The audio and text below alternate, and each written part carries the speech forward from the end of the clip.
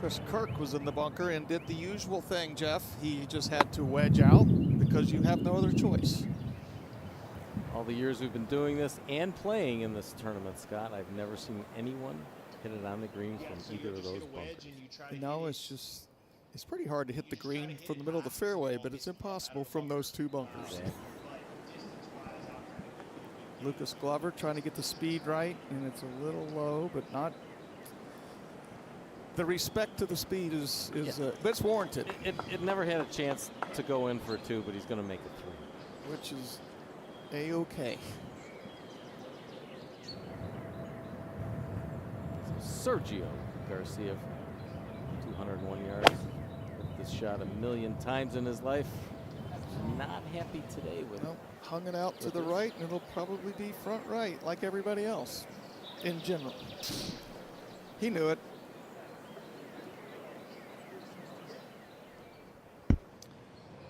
At the 6th.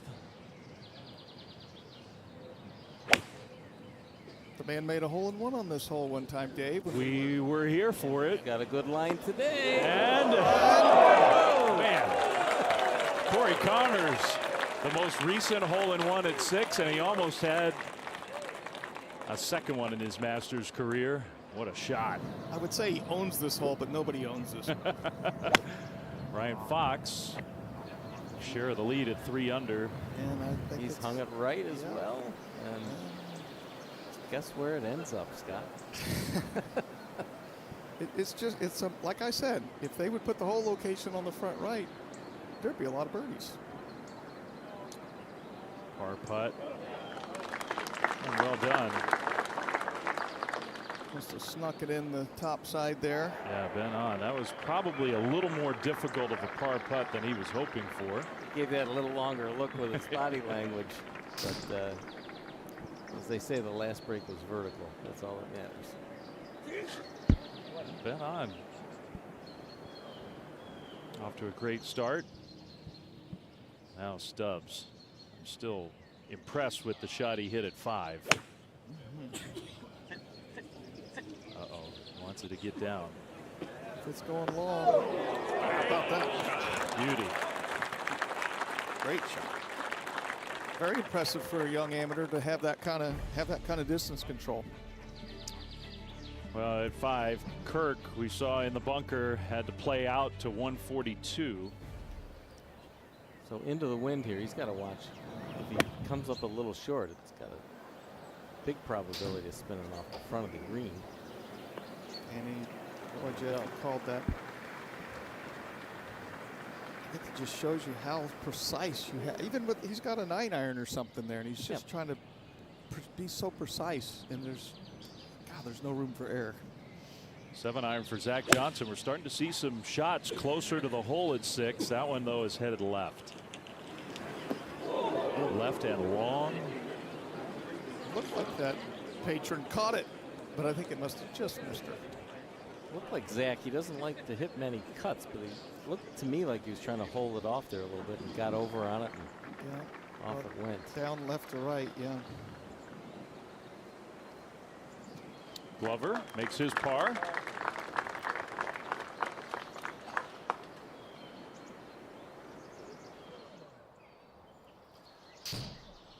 Don't miss a single moment from Augusta National with the official app and Masters.com. Catch up on the latest news and scoring, watch live streams and video from every shot of every hole, or create your own featured group with My Group. Everyone around the world of golf was looking for that news this morning as to when we were going to start the first round of this Masters. And really better than I think any of us thought going to bed last night. Only a 2.5-hour delay. Harris English makes his par at the 4th. So we're off and running. I agree. I think we got lucky that the main part of the storm did not really just sit over us. So great for the patrons that come in and support this wonderful golf event. Obviously the players are antsy. They want to get out. They don't like to see a 4 or 5 hour delay. So all good news today.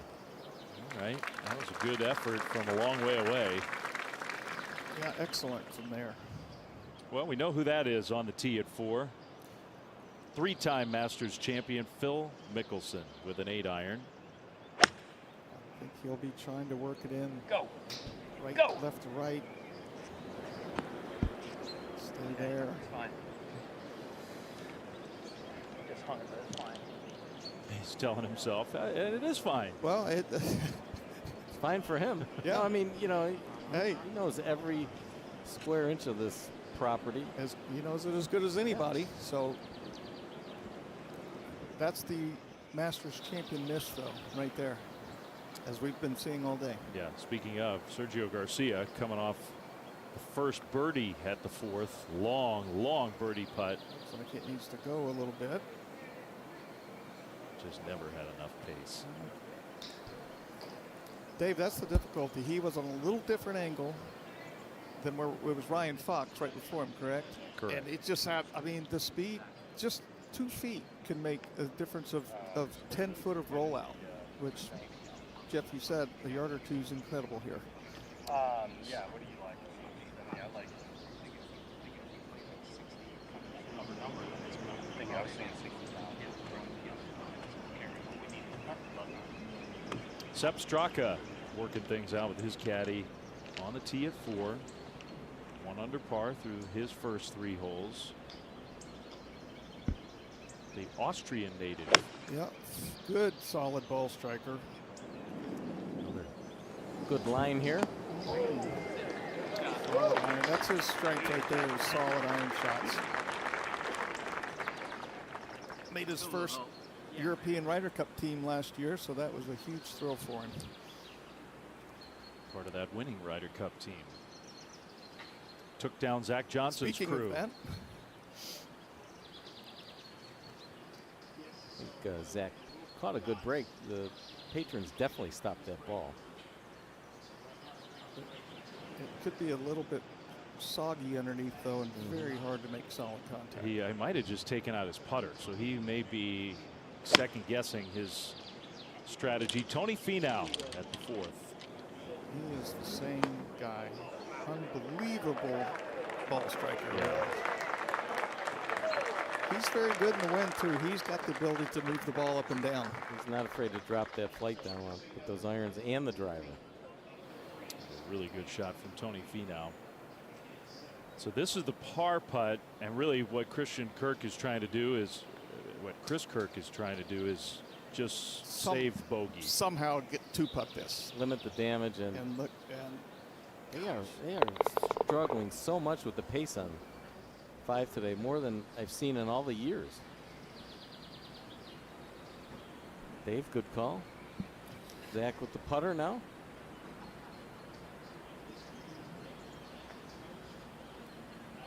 Uh-oh.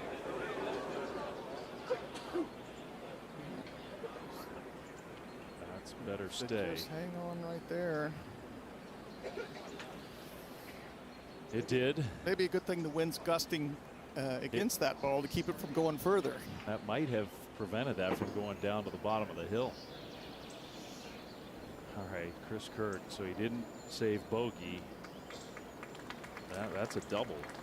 Well, the bunker on 5 is laying its claim to bogey. Yeah. I mean, it is a one-shot penalty for sure. Eckroat made bogey, and then Kirk just made double out of the bunker. You can't hit it there at 5. No, it's hard to imagine you're better off in the pine straw on the right than you are in the bunker on the left. Long par putt for Sergio Garcia. That'll be a drop shot for Sergio after his birdie at 4. He gives it back at the 5th.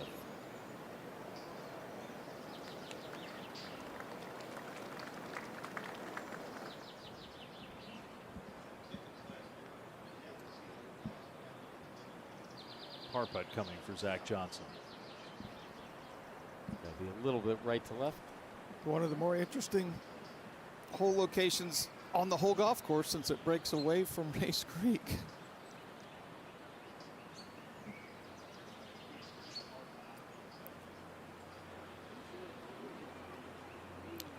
Still not in.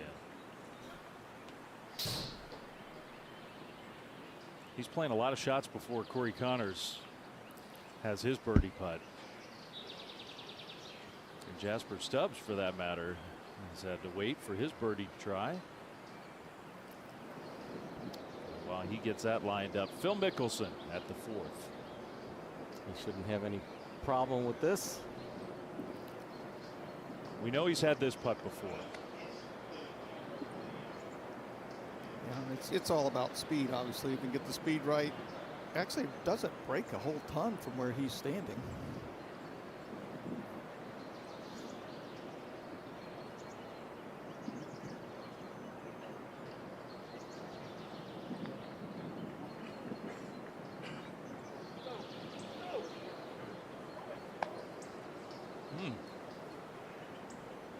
Really not close.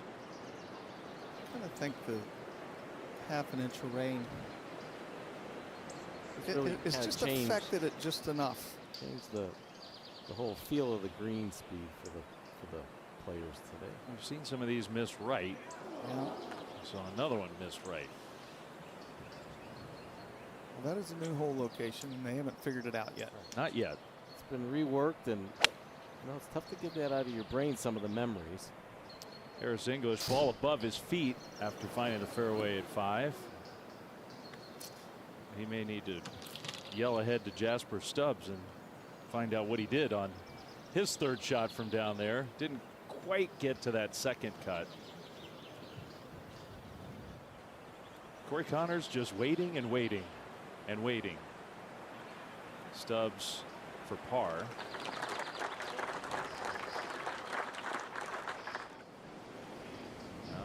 Straka never. Oh man, not even close. And that's another reworked area. And those two on 4 and 6 are really causing the guys a lot of problems. Well, a lot of playing here is your memories and your feel for how the golf course has always been, and they're just tweaking it, which they always do. So that's a bogey for Zach Johnson at the 6th. We thought he got a little bit of a break. Ball could have gone even farther beyond the green, but couldn't take advantage of it. Tony Finau will have that for birdie. Jump back ahead though to the 5th. Lucas Glover, Ben on. Saw Harris English's shot. Ben on's in the bunker, the 2nd bunker. Glover first though. He likes it. It's just can't stay. Coming back. If it'll stay to the left of that nose, that's an easier angle on the long uphill putt from the front. Ben on is in the 2nd bunker. Yeah. He might be able to advance it a little further. Here's Tony Finau for birdie at 4. More. Yeah, that never gave that a chance. And it's slow. I mean, they are really misjudging that putt. Certainly are. It's just the little subtle changes make so much difference at the speed of these greens. Corey Connors, he loves the 6. Finally got the putt, he said. Yeah, he had to wait a long time. He really did. Yeah. Are we still playing? Great birdie for Connors at 6. 3rd birdie we've seen on that hole. Now Mickelson's par putt. Good save for Phil. Yeah, he was fooled by the speed. Sergio coming off bogey on the tee at 6. Right on the edge. Is it going to stay there, Sergio? Maybe with the wind, maybe the wind's holding up just enough. We don't see many balls stay there. No. You might want to jog up there. Just take it easy on that big downhill. Yeah. Straka for par. The grass stain on those pants with Sergio wouldn't look good today. It would not. Well, Finau and Straka. Year for John Rahm was he won the Masters. That's a big positive for the 29-year-old. But if you remember the opening hole of his Masters a year ago, this happened, Billy. This was his birdie putt. Races by, you know, 6-7 feet, uncomfortable distance. So you're thinking he might make par, maybe makes bogey. Misses that one, and that one continues to creep by. All in all, it was a 4-putt double bogey for Jon Rahm. The first player to double the opening hole and win since Sam Snead in 1952. So that's the negative. Then Cole T shot 65 after that. Yeah, I think he just toyed with the field a little bit there on the first hole. But, hey, he went on to win by 4. Why not do it again this year? 65-69, 73-69 for Rahm to beat Brooks Koepka and Phil Mickelson by 4. Billy, I was impressed last year after the 4-putt. Didn't get frustrated, just locked back in, made a couple birdies right away, and it didn't even seem like it fazed him. Yeah, and when he was walking off the 7th green, all of a sudden he's under par for the tournament, and then you go and make eagle on 8. So he went from 2 over to 3 under at the turn. Look, I talked to him about it. He said it was kind of a wake-up call. Like, it shocked me, and I wasn't really angry. I was just like, whoa, what just happened? I got to wake up and get going here. And boy, did he. Certainly did. I mean, 65 with a 4-putt. Fitzpatrick with his 3rd. He's really efficient around the greens. Inside 75 yards. Really good. And came into the week playing quite well. Top 10s in his last 2 starts. Yeah. And, I mean, he has gained so much distance over the last couple of years, and I believe that was mostly for the major championships. He felt like he couldn't compete at the distance he was hitting it off the tee. Absolutely. Remember back in 2022 when he went on to win that U.S. Open, played alongside Dustin Johnson for a couple days, was out driving Dustin Johnson at the Country Club. It was surprising to see that, considering where Fitzpatrick used to be and where he is now in terms of driving distance. And a look at Matt Fitzpatrick and how many cuts he has made. I mentioned all as a professional, missed a cut as an amateur, and of course Tiger Woods, who we will see later today in our coverage, trying to become the all-time leading cuts maker in a row if he can get to 24, currently tied with Fred Couples and Gary Player.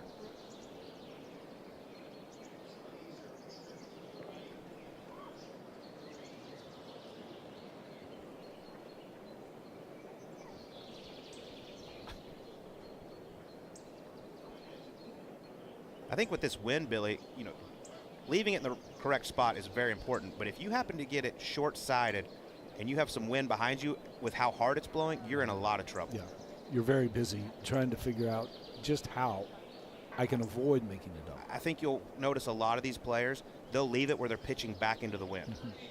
Good point.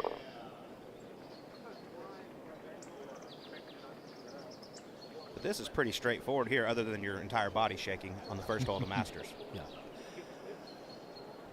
This is all the inward pressure that we have no idea what's going on. That is excellent.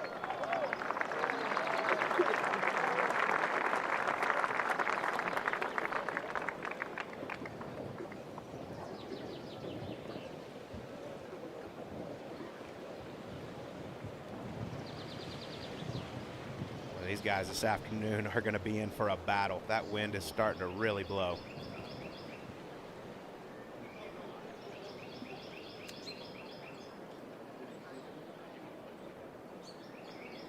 Really puts a lot of emphasis on the decision making for these players.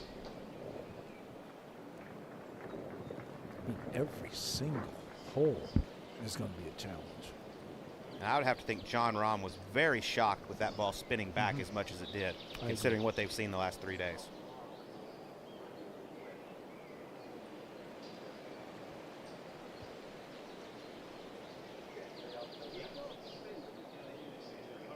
This looks pretty good.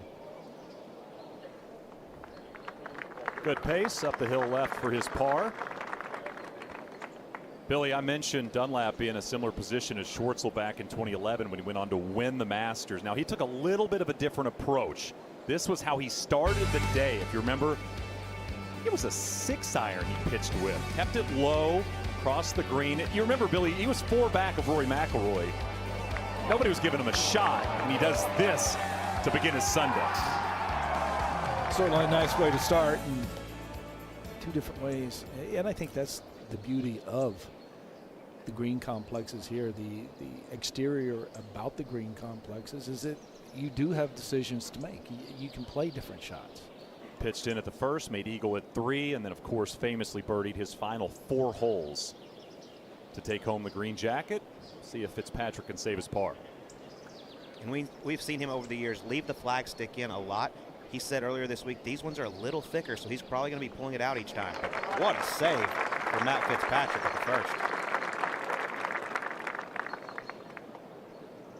Tell you, Colt, you're going to have 2 really good 4s from left of this first fairway if Dunlap can knock that in.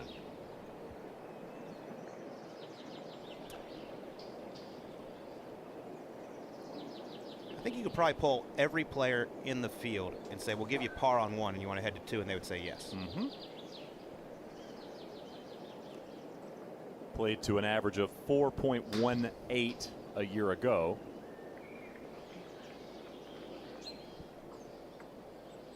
Oh, hammers it home. He's just 20 years old. I guess you could hit him like that when you're 20.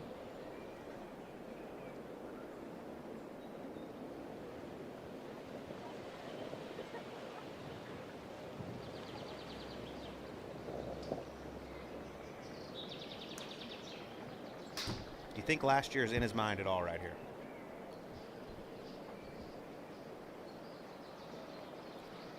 Maybe a little. I think we'll know with how he hits this in terms of speed. The par putt last year carried a lot of speed.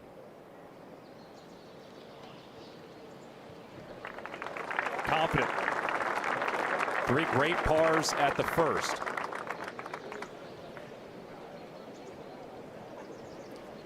Well, don't miss a single moment from Augusta National. We have the official app and Masters.com. Catch up on the latest news and scoring. Watch live streams and video from every shot of every hole, or create your own featured group with My Group.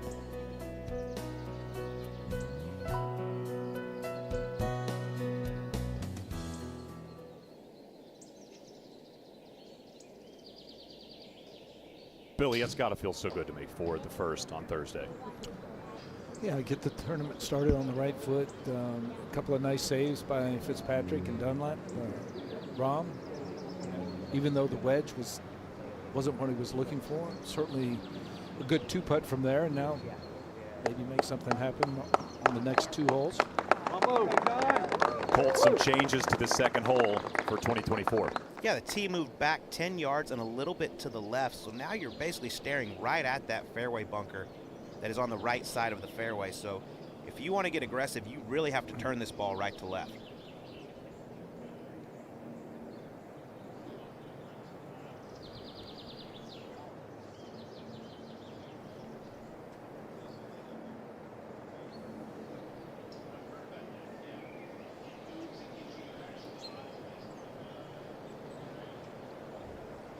Our group just waiting for the fairway to clear here at the second.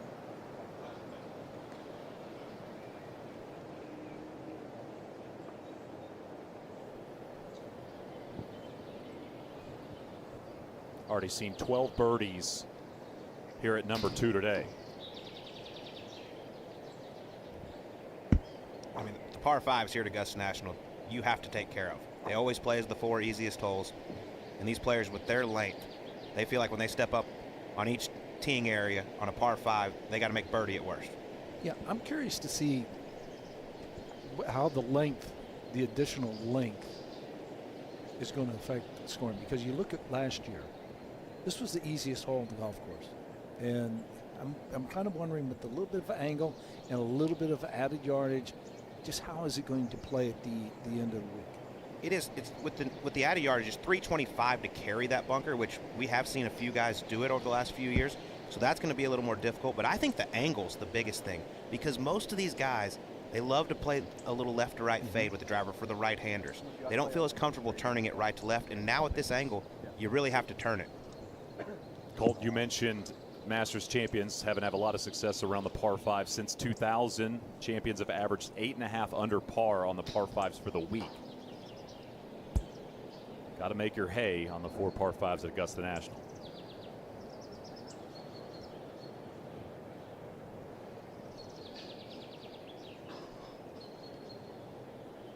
I was out there yesterday. John Rahm was playing with Sergio Garcia. John did take driver yesterday as well, where Sergio Garcia actually laid it back short of that bunker with 3-wood. And I don't think that's a bad play at all. Keep it short of the bunker. Actually, try to take it out of play.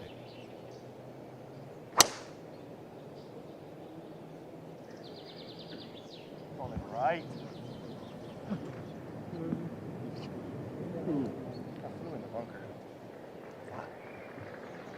Rahm played this second hole 2 under a year ago on his way to victory.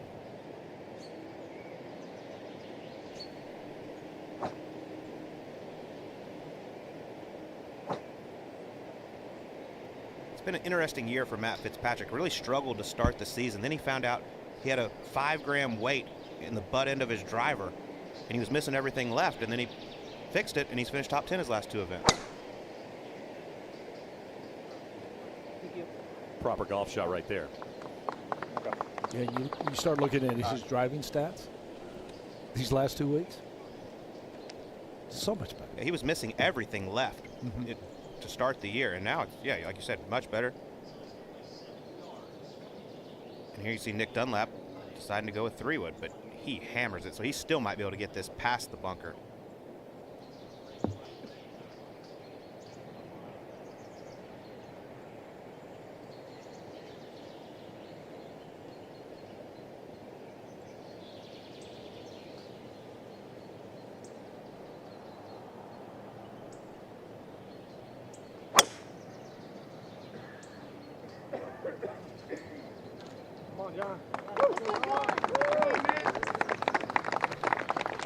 That's going to be well back. I'm not sure he can get home from there. Not his best strike with 3-wood in the fairway, but it is going to be a long ways home for Dunlap. Billy, take us through number 2.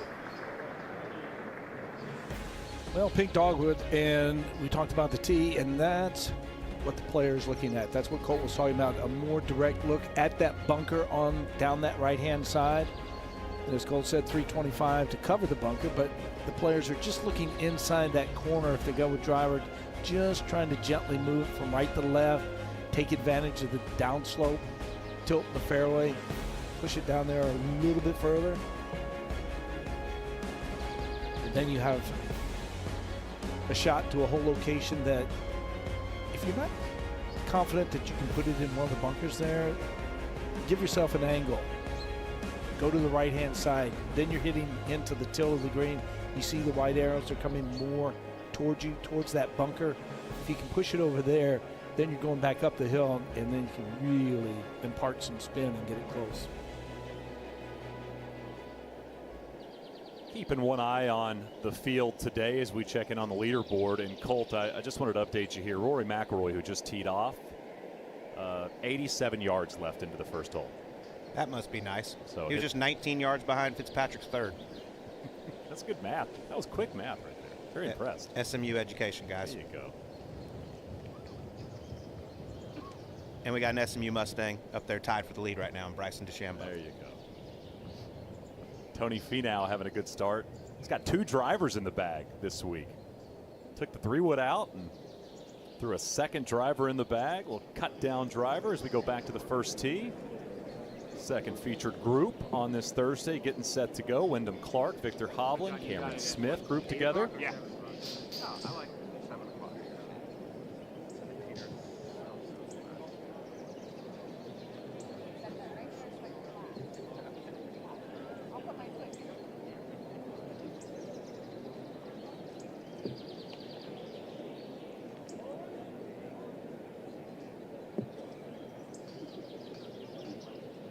Just a couple of minutes away from this group getting going. I think he's anxious to get this first tee shot underway. His first Masters, pretty unbelievable considering he's the 4th ranked player in the world. Yeah. Major champion, U.S. Open. He's won on some really hard golf courses and for this to be the first, you couldn't have guessed that. Look at this group we'll be following today. Wyndham, of course, U.S. Open champion in Los Angeles a year ago, beating Rory McIlroy. Victor Hovland, 6th in the world, has struggled in 2024 after a great finish to his year a year ago. And Cameron Smith battling a bit of a stomach bug the last week and a half or so. Interested to see how he's feeling here in Augusta.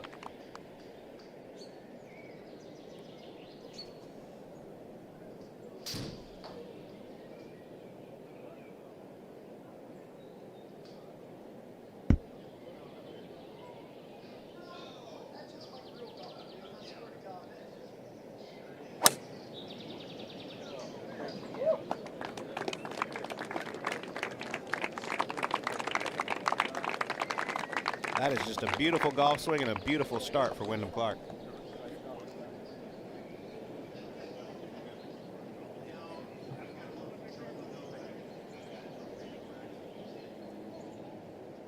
Oh, please. Victor Hovland now driving. Low amateur in 2019, finished in a tie for 32nd. 5th Masters start for the 26-year-old.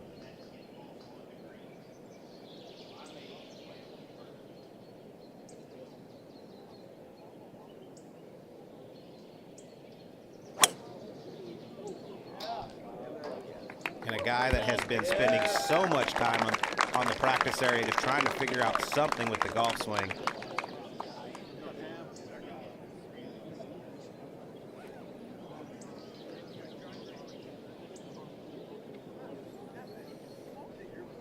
Oh, please.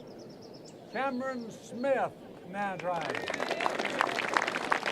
You mentioned that time working on his golf swing. I watched him on Monday and Tuesday. There was more time given to conversation and communication than actually striking golf balls. This fellow right here loves this golf course and this golf tournament and has played exceptionally well in his career here.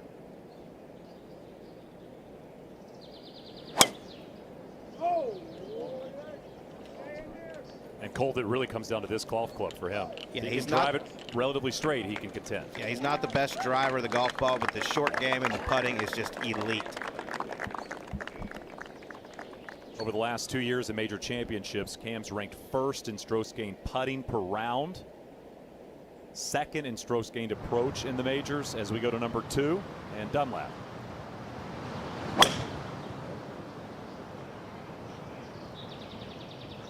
Just trying to send something down there. I would think he would want to favor the right side of the fairway a little bit to be pitching back up the hill. Rahm also laying up out of the bunker. He wasn't able to get it down there very far. He's still going to be on the downslope. We'll probably just get there, doesn't it? Yeah, you know, if they're good, yeah. And that's what I'm just going in the right track. Yeah, If you turn, absolutely. great, Yeah, isn't you it? can get up the bump for sure, yeah. You can see that wind. It is pumping. That's pretty much the conversation you're going to hear today. If they can get it in that bunker green side, that's kind of what they're looking for.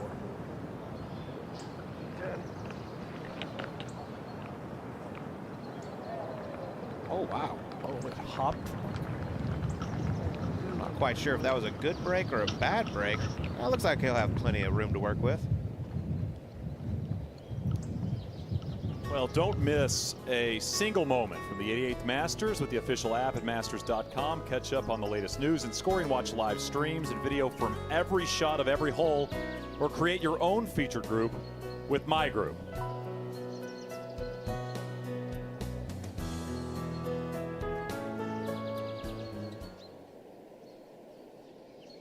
Cole, he didn't think he could get all the way there. That thing went over the green. Yeah, he absolutely torched that. I think he's going to be in a really good spot. But how about his caddy, Billy Foster, who's been out here for, feels like 100 years, caddy for some of the best players in the world, picked up his first major title at the U.S. Open with Matt Fitzpatrick. Yeah, and the embrace between he and Fitzpatrick on the 72nd hole, that was really special. And you know, if you know the backstory and the caddy for Westwood and all that, I mean, to have that special feeling for Billy Foster, I mean, that was amazingly good. I think he had a good week after that win, by the way, Billy Foster. I think he had some fun. Maybe more than one. Give him a month.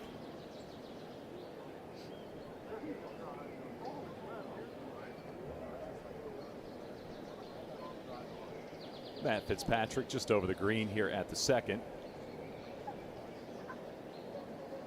Couple layups from Rahm and Dunlap. Yeah, Rahm looks to be pretty far back there. I'm guessing he had some lip issues in that fairway bunker.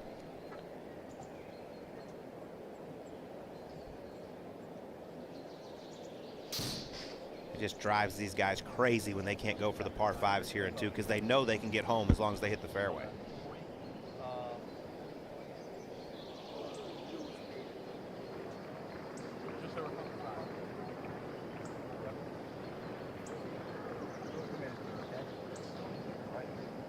Yeah, I like being very aggressive. I think with this one, leave it in the hole left. I think you have nice look, right side. Right, like It's been a good team, he and Adam Hayes. A little concerned about the start, if Adam was going to feel well enough to be ready to go today. Good to see he's very much okay. Something about the Masters that always makes you feel better. Correct. Makes you get over it quickly.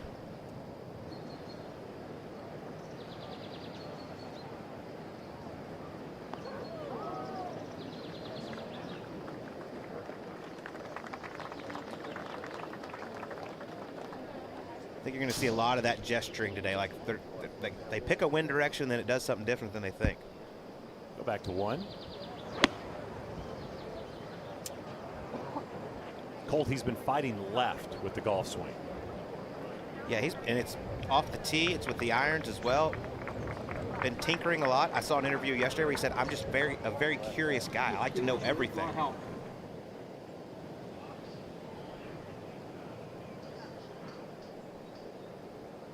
Looks to be far enough back for Smith. I think so.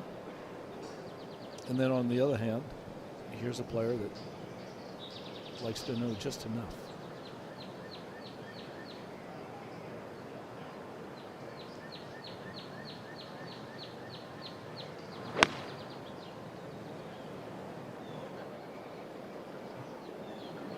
Oh, what a shot. Right at it.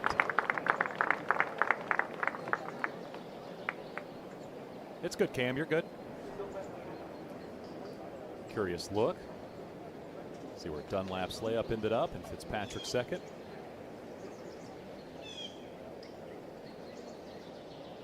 It'll be interested to see what Dunlap's shot, if he elects to fly it up top or if he tries to skip it in there. Have not had a first-time winner at the Masters since 1979.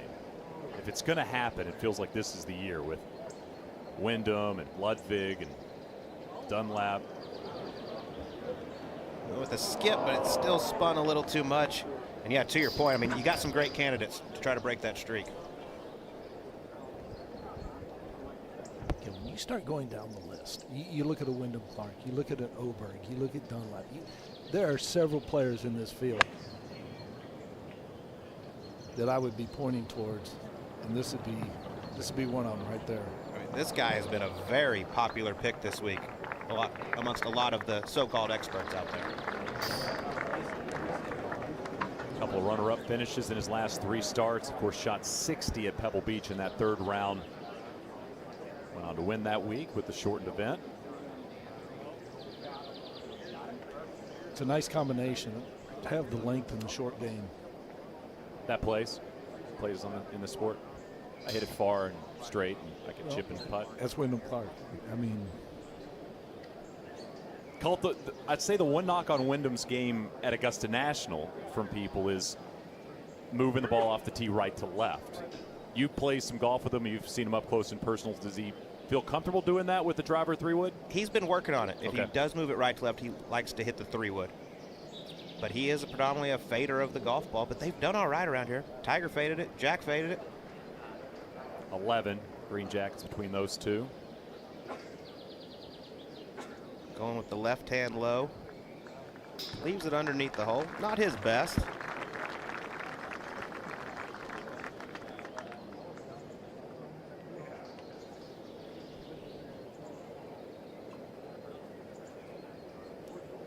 I just think these players need to be cautious of trying to go to a shot shape for 1 week a year.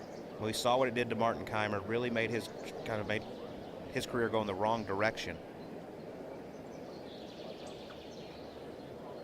You know, we talk about players when they get here, all of a sudden they've got different wedges in the bag, and they try to adapt to that and take some of the bounce out, some put the bounce in. And I'm fine with the equipment. I just get a little worried when they try to change their golf swing for a golf course, when what made them great is what they had before. Martin Keimer, former #1 ranked player in the world, missed his first 4 cuts at Augusta National and then started to tinker a little bit with the golf swing. Did not work out. Never finished in the top 10 here at the Masters. This guy has lived in the top 10 at Augusta National. Should have got a little information from Fitzpatrick. There's not many slow putts at Augusta National, but this would be a little bit on the slower side.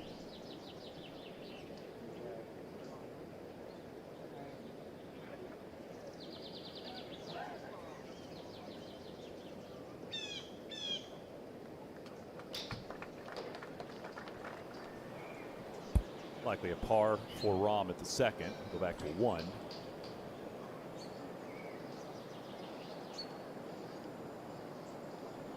This one coming up the hill should move to his left once it gets on top.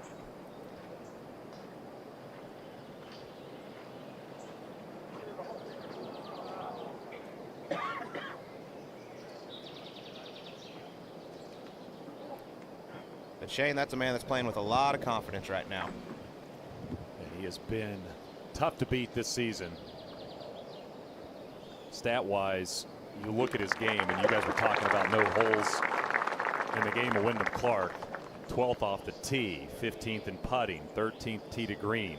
You look at a player that's in the top 15 and 20 across the board, there's no surprise he's been as consistent and dominant as Wyndham Clark has been over the last year. He could just avoid Scotty Scheffler. Well, that's, you know what? He's not the first that has had to deal with that in the past. You think about Ernie Els in his career. Just kept running into that one guy.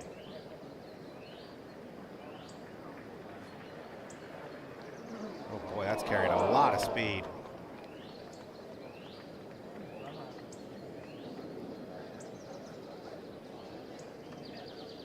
You're not going to avoid it all the time,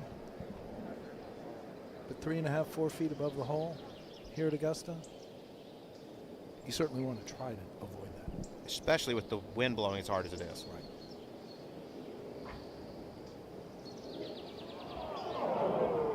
Good roll from Victor. I'll say this about Victor. He's very honest. I saw him do an interview last night, and they asked him how he's feeling heading into the week. He goes, could be better. Wow. You don't hear many players say that. Honesty, a virtue. You just don't hear the professional athletes do it.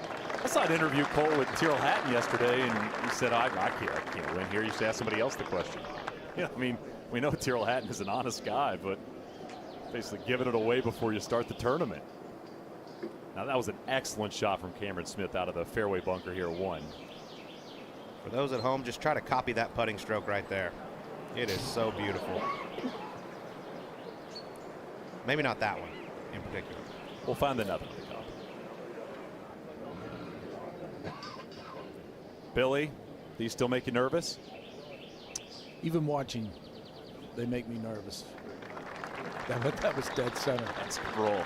2 good rolls from short distance to start.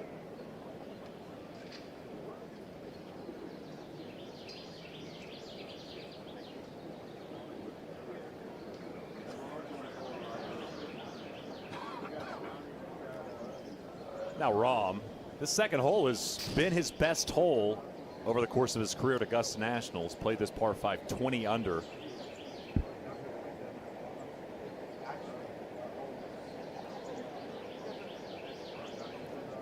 Trying to keep it 20 under if he can make this for par. And throughout his career, anything left to right, this guy's been, he's been money. Yeah, those 2 putts at Torrey Pines, Billy, would have gone on a Cheerio. I mean, those things were incredible. That's just so weird because right-handed putters normally love right to left putts. Cole, you remember those the shots behind those putts for Rahm on 17 and 18 when he won that U.S. Open? It was just, they had nowhere else to go. And they weren't like left edge. They were breaking 3 and 4 feet. Comebacker for Cam.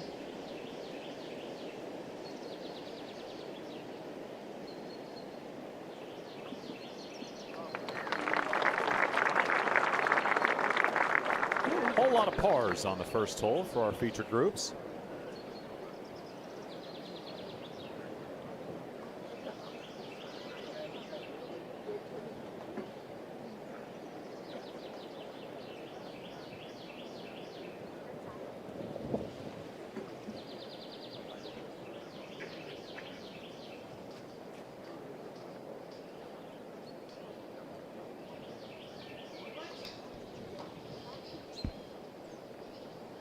Cole, when you're struggling and tinkering with the golf swing, you just put so much more pressure on the short game, especially putts from this distance. You feel like you gotta make them. Throws that one in. Yeah, that first putt went a little further by than I thought it did originally, but nice save for Victor. All right, Cole, you want to do your thing here at 3? Yeah, I think you just send it every time. Okay, there he goes. Changing his tune in 24. He held nothing back there. That'll be that tricky little chip where you can't see the putting surface.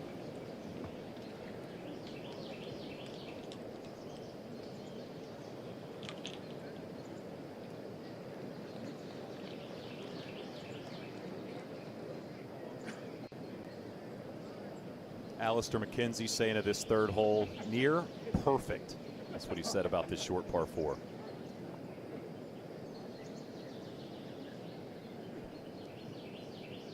Billy, just explain to me how you can only take it back as far as he does and hit it as far as he does. He has a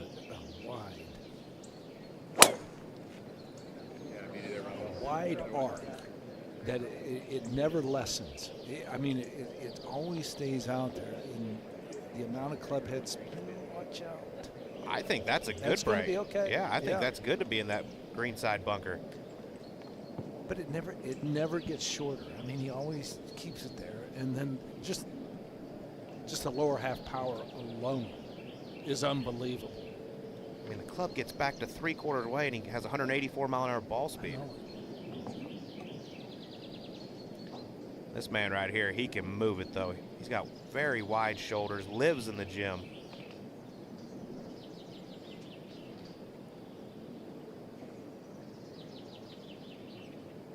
Likely get this on the surface if he hits it solid. Not that way though. Boy, that is a big pull left. That's number 1 and 3. It's gonna be tough to get a yardage from over there. Nope, there it is. Just short of the fence, I believe. Patrons will walk over to that ball from Dunlap. Colt, take us through number 3. Flowering Peach, the shortest par 4 on the golf course. Decision to be made from the tee. I believe it mostly depends on where the hole location is. These bunkers, if they elect to hit driver, are not in play. But it's all about the hole location. When it's over there on the left side of the green, it is so dicey. Very tough to get it close. Today, not quite as difficult. I think we'll see a lot of guys hitting driver up there because they do have some room to work with between the front fringe and the hole location.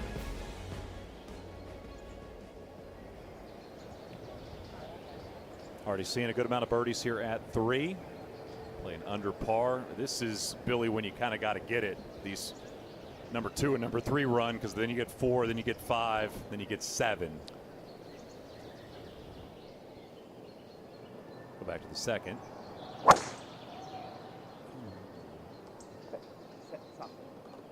missed. Far right. Hit soft. You're all right. That's just fine. And you're right. 2, 3.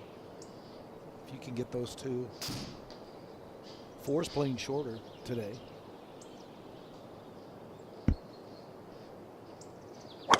Billy, I was talking to Max Homa earlier this week. He said something he's learned about Augusta National. You can't miss it on the inside of dog legs. And so that would be left here at 2. You miss it on the inside of dog legs. Now, you want to take on the inside of dog legs because there's speed slots and you could take advantage. 2, 13 comes to mind. But if you miss it there, that's when the big numbers pop up. Yeah, and more times than not, you can also get blocked out. We've seen it on numerous occasions where you hit it inside like a 2, 5. Then you just don't have entry into the green.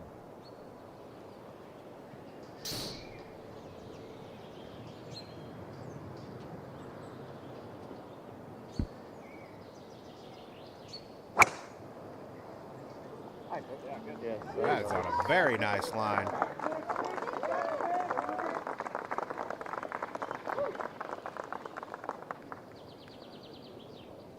That was interesting, though. Just 170 ball speed for Victor. Seems a little low. Well, unlock exclusive content with the Masters Video Vault. You can visit Masters.com to watch official films, original series, final round replays, and so much more. It is Thursday at Augusta National, opening round of the 88th Masters.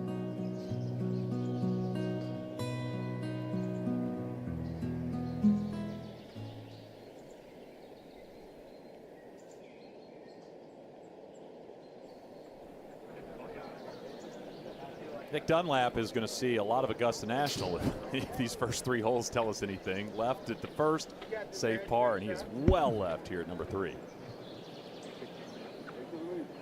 And a lot of times, Cole, it's about making that correction early. You know, drive left at 1, drive left at 3. Kind of a glancing tee shot off of the second hole.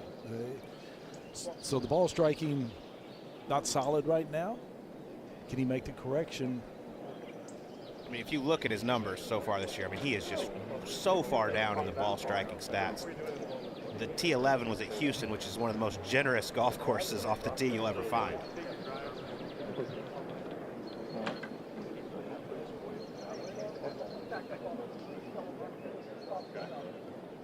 Dunlap well left here at the short par 4.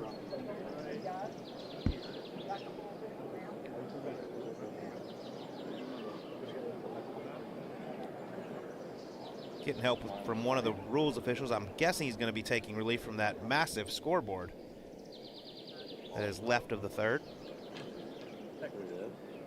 You want to be on the scoreboard. You don't want to be behind the scoreboard.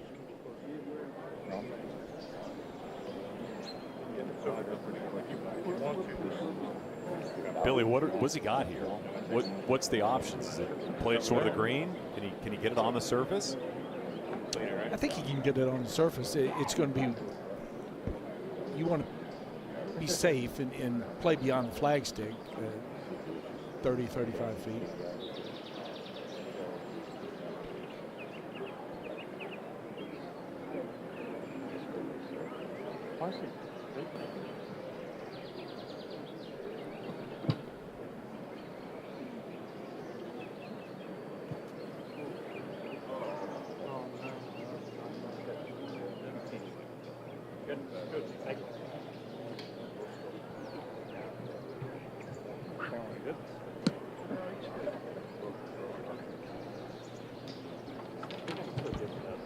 Kind of a similar spot to where Scotty Scheffler was on Sunday in 2022.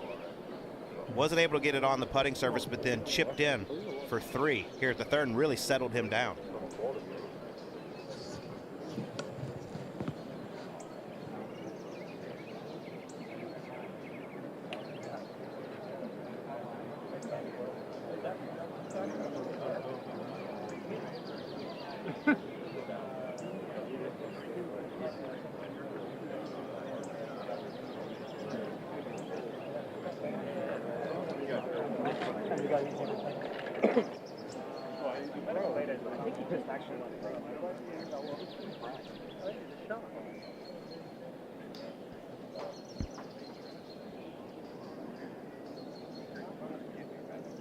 Well, Colt, you said it. We'll show it to you.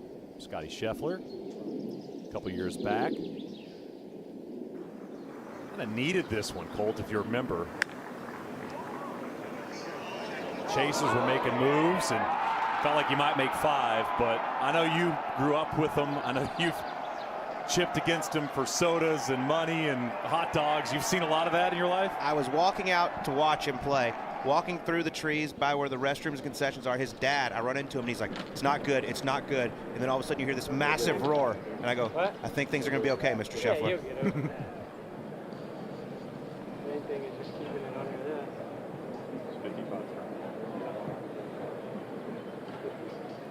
What? Nick made a trip out to Augusta National in February, played with Lee Hodges and Denny McCarthy and Chris Kirk. Said Augusta National is the most special place in the world as far as golf courses go.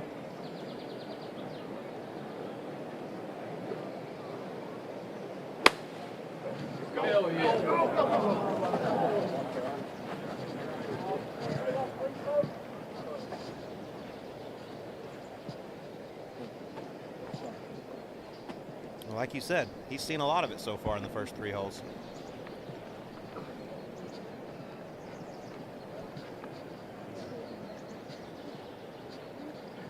You're going to make bogeys around Augusta National. You just got to avoid the double squares. Yeah. How quickly can you kind of slow everything down with this start? I think that's going to be an important factor for Dunlap to kind of. Yes, I believe so. Rules. Rules. There he is. We can remove pebbles, right? Yeah.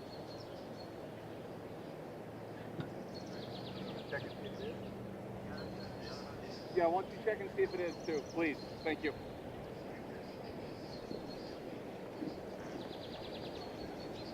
But to finish the thought, if Dunlap gets comfortable, maybe the ball striking will improve. I just don't know. Okay. That right there, I can't tell if it's a pebble or not. Yeah, unfortunately, there's no way to test it, so it didn't touch it. That's why it wasn't. Yeah, I just want to make sure that's the picture of the thing.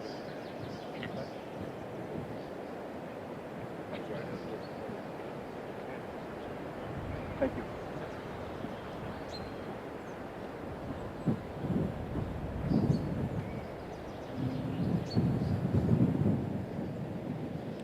Billy, not only can this guy move it off the tee, but he is unbelievable around the greens. Talk about the short games, and that's the proper leave. I mean, that is a deep, deep bunker left of the green. But you talk about these guys in the short game and just how elite they are. And it seems like they're always leaving the ball in the right spot. They understand the lies. When he was asking the question whether that was a pebble or not, I was kind of wondering, you know, just how much is he going to be able, how much is he going to be able to spin this ball? That ball came to a quick halt. Billy, something interesting John Rahm talked about. First time he got a chance to play in the Masters, went out with Jose Maria Olazabal, Masters champion, and said Olazabal told him that more often than not around the greens, it's the low shot that's the best outcome. Said if you play it low, and Olazabal told Rahm, you play Augusta National around the greens almost like it's a links golf course. I thought that was fascinating to hear. I've never heard that.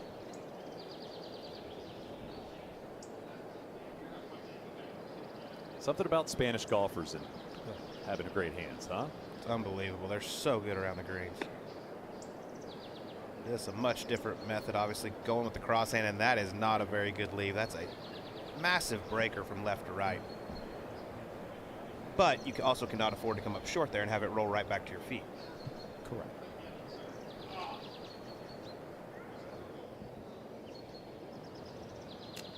Back to the second. Wyndham Clark did lay up. And here's that position right on top of the hill at number 2, short of the bunker, I mean, it's a perfect leave.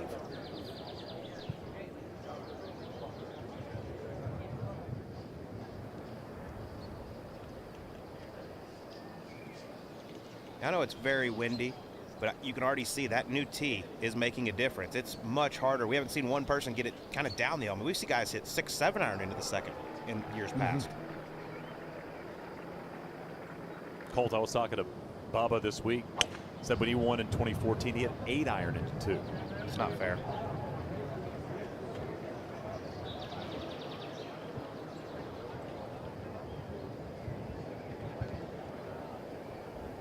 I think that might have been a little bit of a miss hit from Victor. Spun it up into the wind.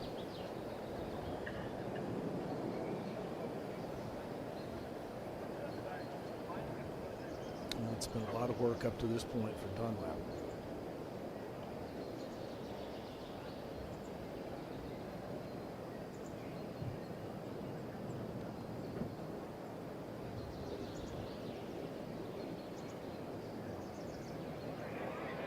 Oh, what a 4 that would have been.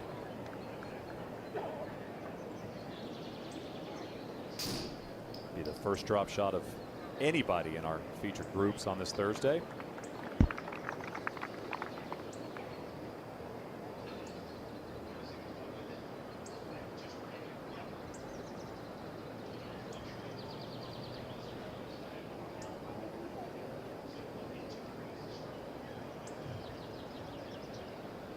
It's amazing. The 2 words I keep hearing from players: trust and patience.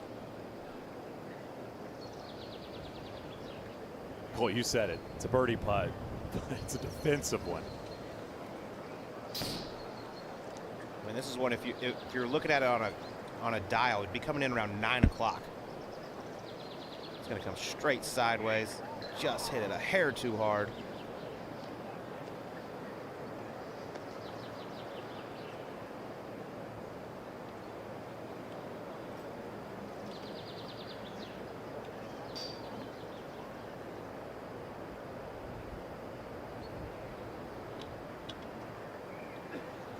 Now, on the other hand, John Rahm can be extremely aggressive from where he is. Shouldn't move a lot, and it's uphill the entire way. Defending champion, opportunity to get under par if this goes. I don't see a significant amount of break either.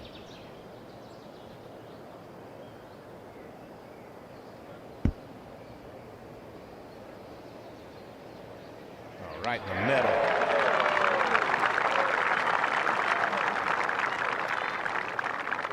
You said it, Colt. Tee shot perfect in the greenside bunker. Left it in the correct spot. And John Rahm in red figures where he lived all of last year. Now Fitzpatrick for par.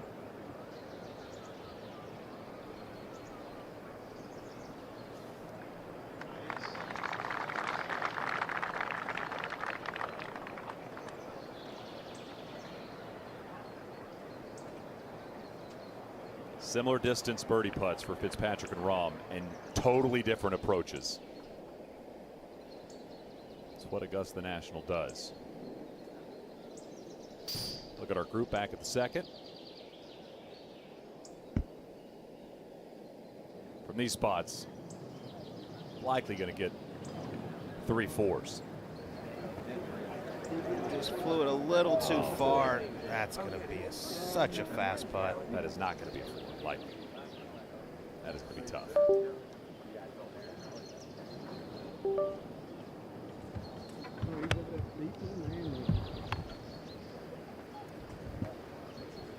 Oh, that is beautiful there. Gets a little side spin on it. How about it? He has struggled this season around the greens. 186th on the PGA Tour in that department. No struggles there. It's going to be a birdie for Victor.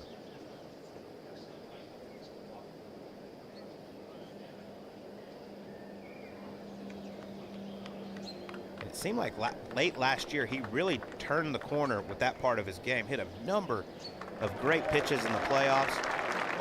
Like you said, really struggled this year, but right there, that was textbook. This man does not struggle with the short game. No, no. Not even the least little bit. Billy, is he a top 2-3 pick in all of professional golf in terms of pitching and putting the golf ball? I would say he's top 5.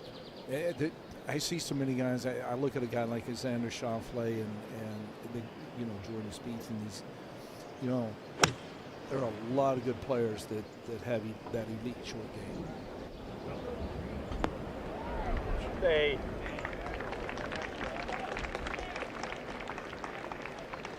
This fourth hole playing extremely short today, just 177. But still, that pin tucked over on the right side. Colts playing short. Only 1 birdie here at 4 today. Yeah, that hole location just 4 off the left side of the green, and it falls off over there as well. And that wind blowing really hard from left to right.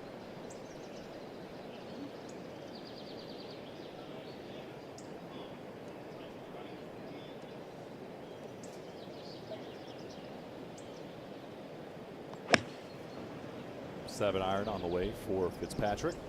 Left of the flag.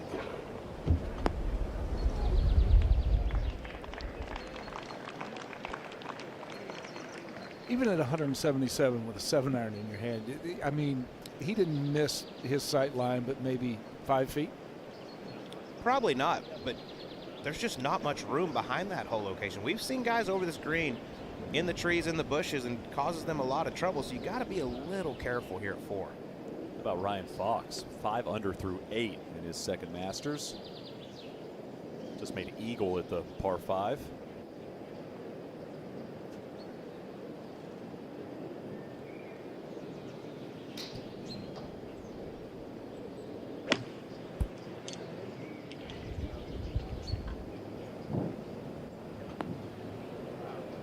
That's a really solid shot there if it stays.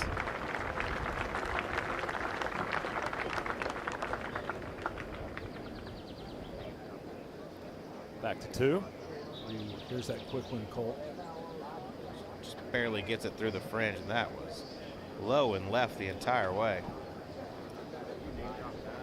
It's not going to make the highlight film. That wasn't very good. 2024 Masters, I don't believe.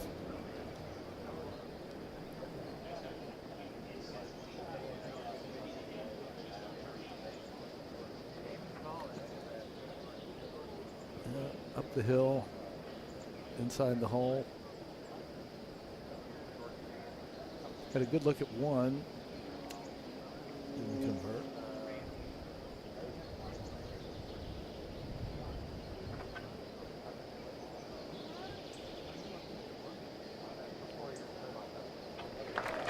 Says his favorite golf course in the world is Royal Melbourne, which happened to be designed by Mr. McKenzie.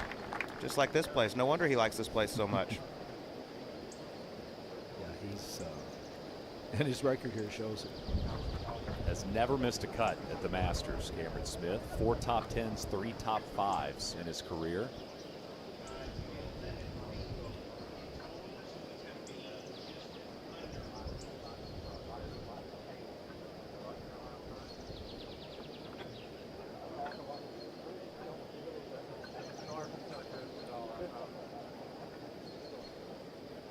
Wyndham is very methodical with his putting routine. Goes over every putt with his caddy, John Ellis.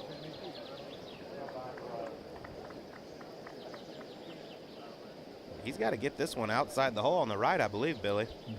I would agree. All these putts above the hole, they're so speed dependent, and the proper speed, the pace, critical. Good save.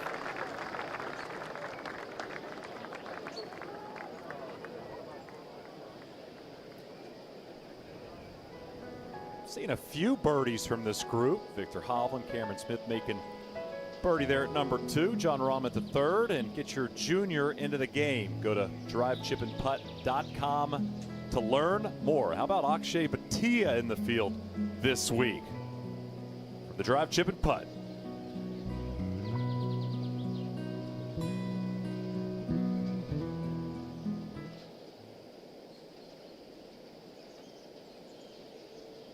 Winds picking up on Augusta National as we expected this afternoon. It's fair to say we got lucky with the weather, Billy. A day and a half, 2 days ago, I mean, we were talking potential a washout on Thursday. And it seems like we're going to get a lot of golf in this first round. Absolutely. And fortunate, yes. It's amazing that when the weather patterns come in this direction towards Augusta, how they can just kind of duck underneath and go a little south and southeast with the river, or they can go a little bit north with some of the hillsides. Not John Rahm's best at 4. Going to have a little work left to save par.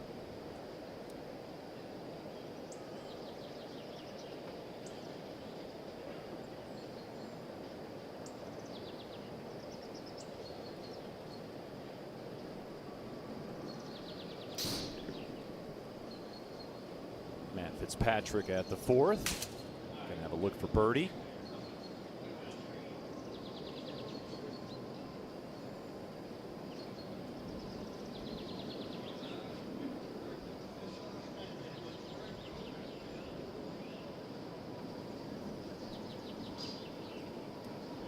Him and Nick Dunlap both got it on the proper level. This one's still going to move pretty good from his left to right.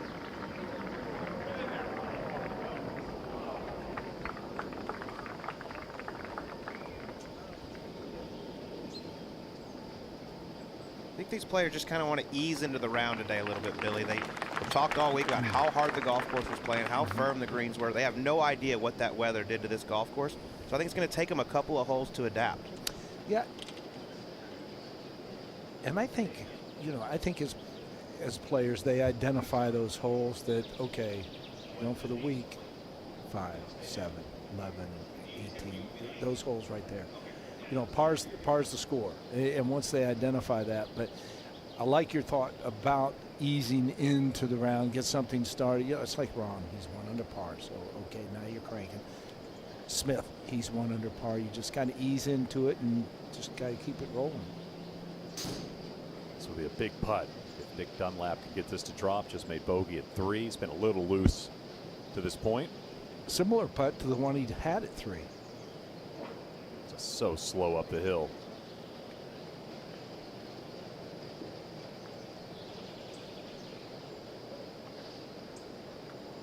Fourth hole has ranked as the most difficult hole at the Masters 11 times.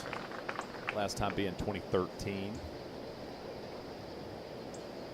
All time in the history of the Masters, it ranks as the 3rd most difficult hole. The 4th. The 4th, the par 3. And then you get the 5th after this. That's just a brute. Is a problem. That is a problem. Yeah, Rahm's got a good 5.5 feet or so to save his par. Indeed he does. Just a little bit of left in this putt. On the right edge.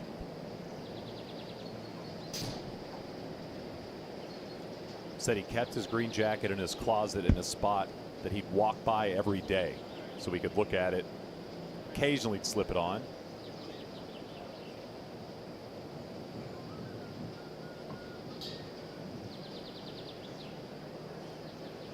Oh boy. That caught a lot of the hole.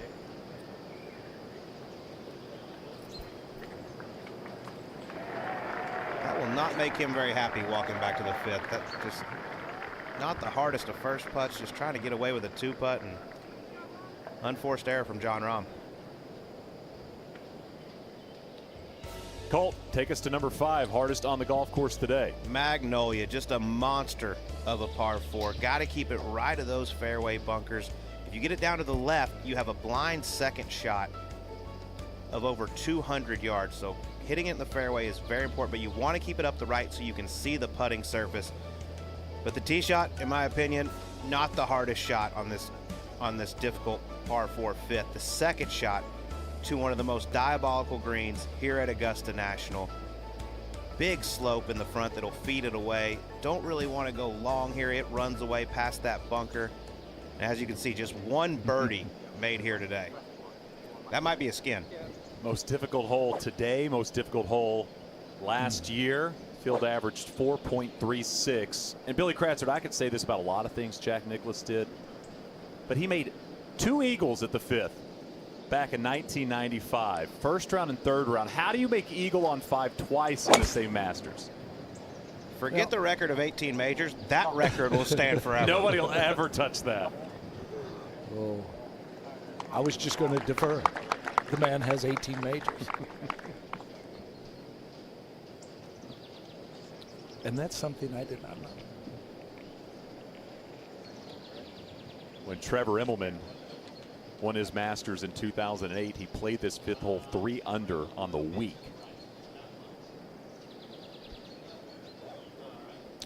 And I think until you've actually walked on this 5th green, I mean, you can see it has a lot of movement in it, but it is just crazy. It is so tough.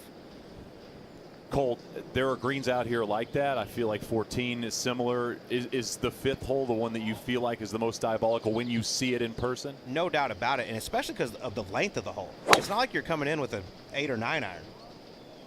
Going left again for Dunlap. It'll be his 3rd miss in 5 holes left. And that all just depends on the lie, but most likely he will not be able to get there. Yeah, I would say you have this green, and it's been softened a little bit, but it's still so difficult to get the ball in the proper spot on the green to really have a good look at a birdie. You have your other greens, you have your 6, you have your 14th, but you're going in there with much shorter clubs than you are here at the 5th.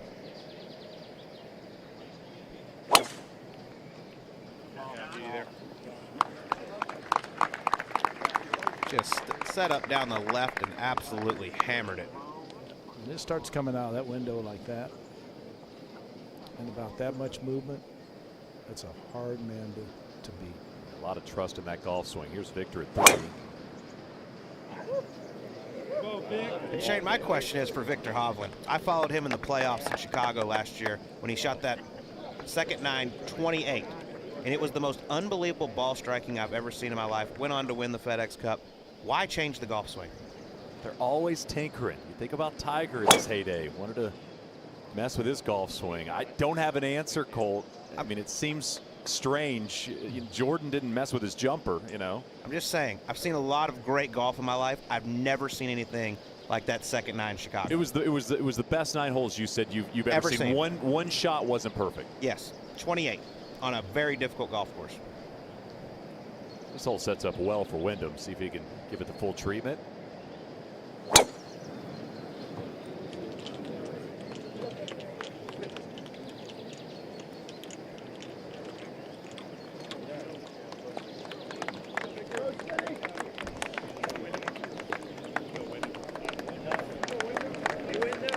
I would say, talking about Victor Hovland, I would say that, that there are more and more players today that are seeking more of that perfection that they're trying to get and trying to hit each shot. And I'm seeing more unsatisfied players with the result.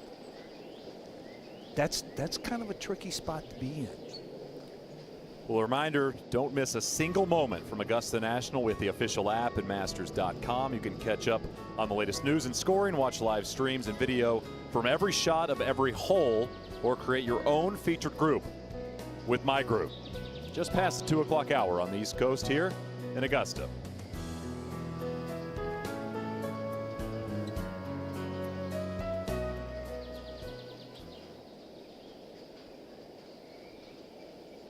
Billy, to your point about tinkering and searching, feels like I can't remember a season where we've had this many top-tier players that feel like they're searching this deep into the season. I mean, we're at the first major of the year. It's April. They've had a lot of golf tournaments played, and you think about players like Colin Morikawa and Rory McIlroy and Victor Hovland and even a Max Homa. It feels like there's some searching going on by a lot of those top-tier players that are floating around the top 10, 15 in the world. Yeah, and Colt can address this as well. I just don't think they feel as though there's a go-to for them as to why they're searching so much. Yeah, I think with the technology, it's great nowadays, but everybody's relying so much on these TrackMans and distance measuring devices.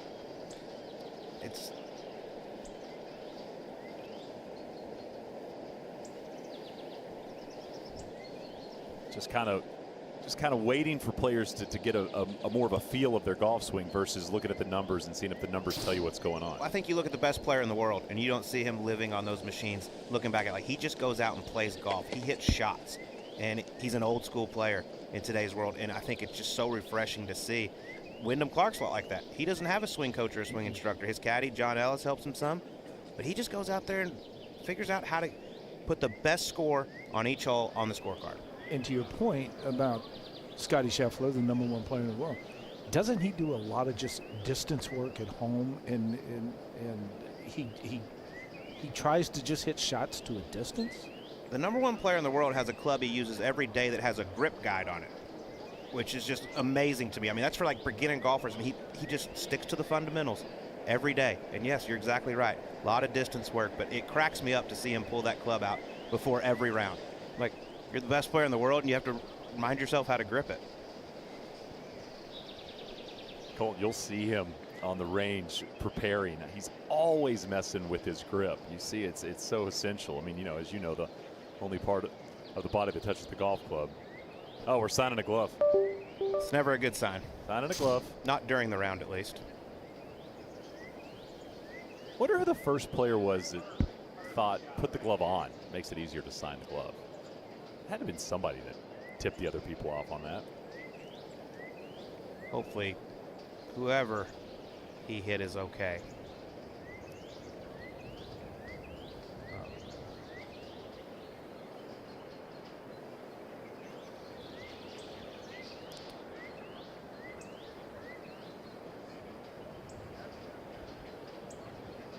Giving him a pound.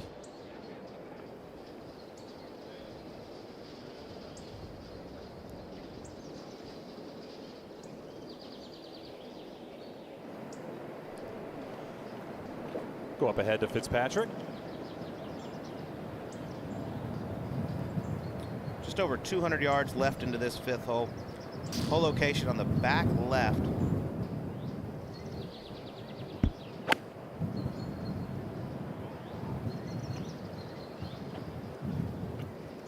Well, that's into a pretty good wind as well.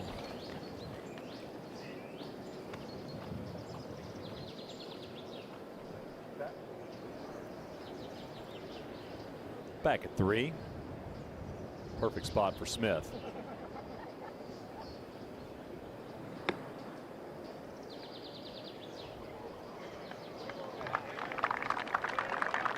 I'll give that a B for him just because he is so good around the greens. But I just love his technique, Billy. I mean, he just picks the ball right off the top of the turf. And there's, even though he is accelerating, there's no visual of an accelerated move. He's so calm around the greens.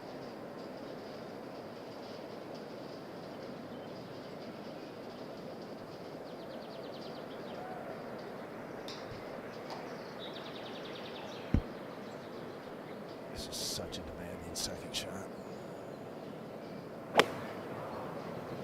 Looked like he started it way to the right, trying to draw something in there. Oh my God. That is going to be a difficult 2-putt. I think he loved it in the air. What a great visual this is with Victor.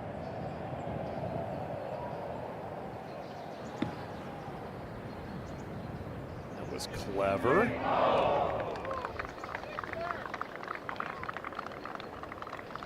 This 3rd hole, shortest par 4 on the golf course, but it is just so difficult. It just let you blow your tee shot down there, everything's good, and then good luck on the 2nd.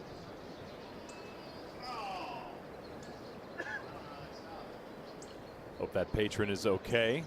Wyndham going to get back into his round. It's tough, Billy. I mean, it's part of the game. You never want to hit anybody, but it does happen, and it can rattle you. It certainly can, especially, when you get there and it's a little more serious than what you anticipated walking down there. So, as you said, hope the patron is fine and kind of move on. 5 holes in to Nick Dunlap's Masters career. He's had to hit a couple pitch outs to this point. This is going to be his 3rd shot.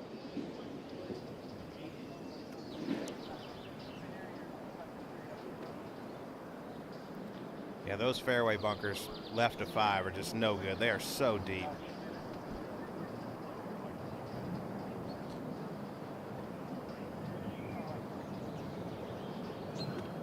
You might be able to get a glimpse of the flagstick from down there if you're far enough tee side.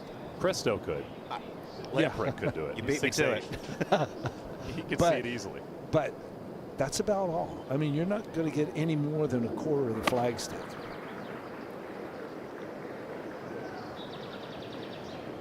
Oh, no. Boy. You said it earlier, you cannot compound mistakes here at Augusta National, and that's just bringing double bogey into play. This wind is giving these players all kinds of trouble. You bet it is. This is not an easy shot here. Even though you have all this green to work with, I mean, it's still such a defensive play.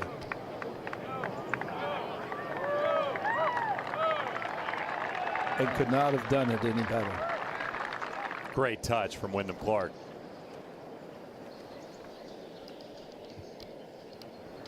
Colt, you think back to the shots of the year last year.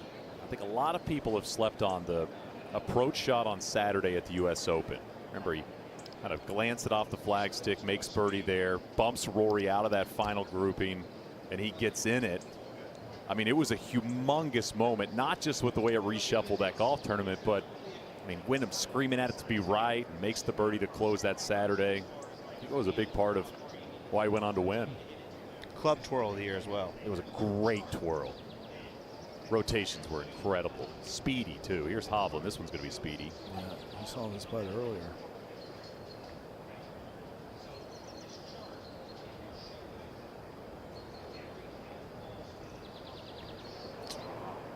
Pretty much the same putt. That's where the strokes gain stats are incredible, but it's so hard for me to see that where you have a 12-foot birdie putt that is just so hard to make. It's breaking a foot or two. Fitzpatrick, what a shot.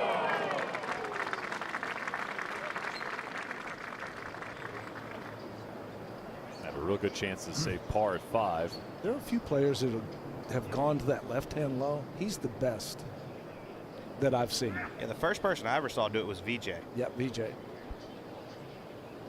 Well, first one for me was Chris Couch when he won in New Orleans years and years ago. Chipped in a couple times late, right, in that round?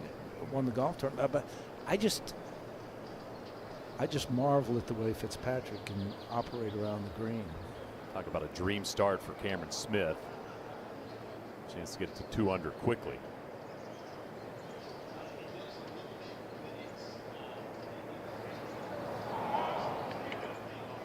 Do not see him miss those very often. That was a pretty simple putt. That's 3 holes in a row. He's had good looks, Colt. Made the one at 2, but for having to withdraw last week and not feeling well, this is a hugely positive sign. All right, try to get this up and in. That's really good from there. That left for bogey for Dunlap. He's got to be just saying to himself, can you just make this a little easier? I mean, he has just really been all over the place. It's almost like you can detect that worrisome look on his face as he's going from shot to shot. Now this one for Wyndham, this is probably a good 2 cups outside the right and all speed dependent. Colt, you said you hit a patron, you're rattled, it can kind of throw you off your game. This one of those putts that could get you right back in it if you get this up and in for birdie. And he does just that. Great putt. Thumbs up to the patron. I'm sure, knowing Wyndham Clark, he'll get the patron's information and take care of him. Send him something nice. But a great up and down for 3.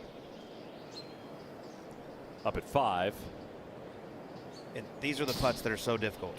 Crazy uphill and then straight downhill the rest of the way. Just respected it a little too much. Rahm 3-putted the 4th. Have that left to avoid back-to-back 3 putts. Par for Hovland.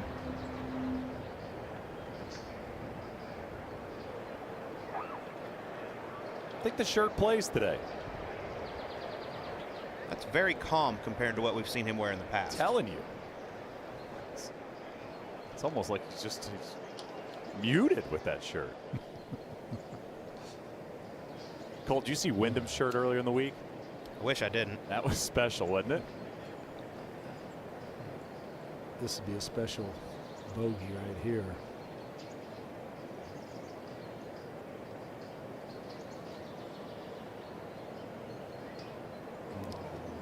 Oh boy.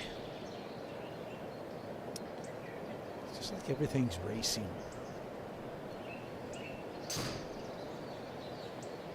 That's a good 4 feet left for double. And it is. The heart's racing.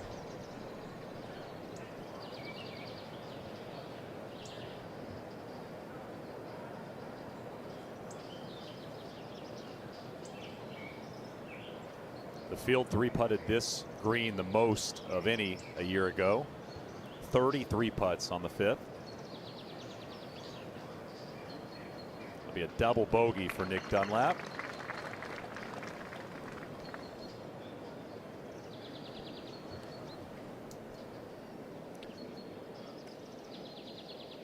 Well, you can look at the missed putt and you can look at the double bogey and the poor wedge shot, but the driving needs to get better to at least have some opportunities to hit some greens in regulation.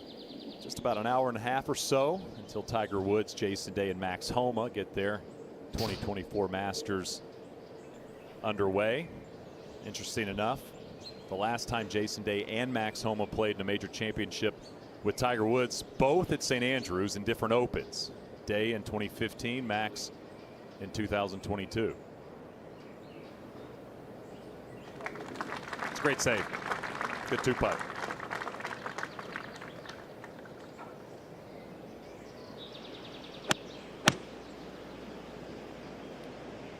Wyndham Clark at the 4th, taking dead aim, but asking for it to go.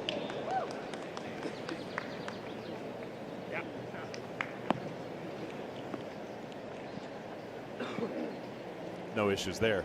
Well, I think that's one of the situations that Colt was talking about. All of a sudden, you get gusted right there, and you can see that ball pull back quickly. Yeah.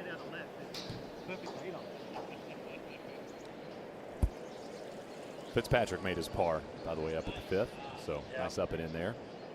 It's where it's meant to be. It's a bit out of the left. That's what we've been playing the last couple of holes. Yeah. 52, 48. If you feel like that, then and you hit teeing off on the left-hand side, you're going to ride it more. Yeah. I think that's the caddy's most difficult job today, is to get these players to believe and trust where the wind is coming from. Because it is going to bounce all over the place in these trees. Totally agree.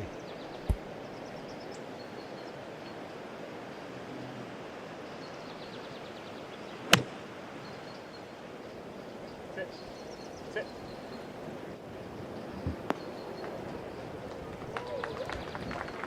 Right at flag high.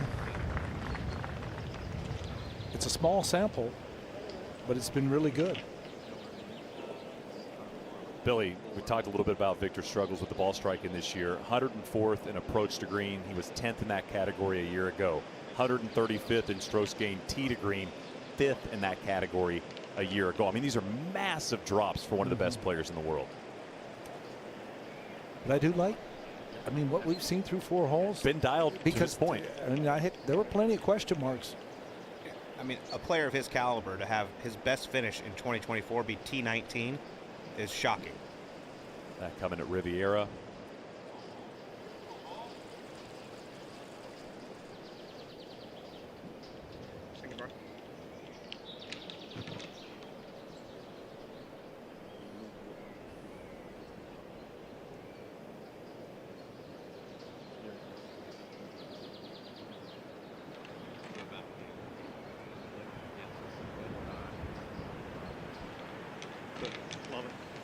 That's good, man.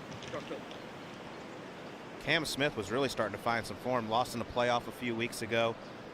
Obviously, as you mentioned, had a WD last week with an illness. But looks to be in really good form right now.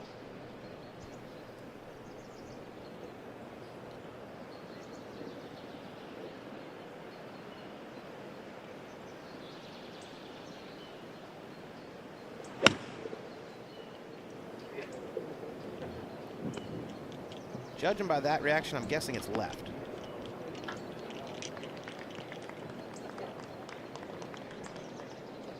Colt knows things. He knows looks. He knows disgust. I know reactions to bad shots. Go to 6. Fitzpatrick with an 8 iron. Yeah, 192 down the hill.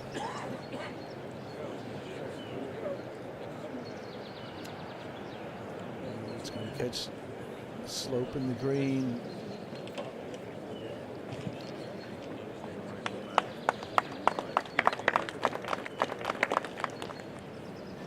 Love it. Huge shot, bud. I think with this whole location, it is hard to force yourself to push it all the way back to where this hole is located.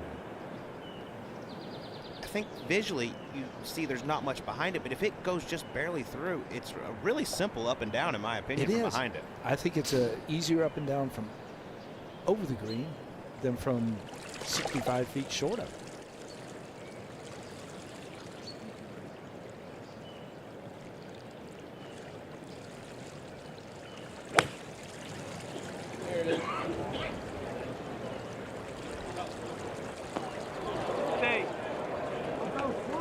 Stay. Could be another testing 2-putt for Rahm.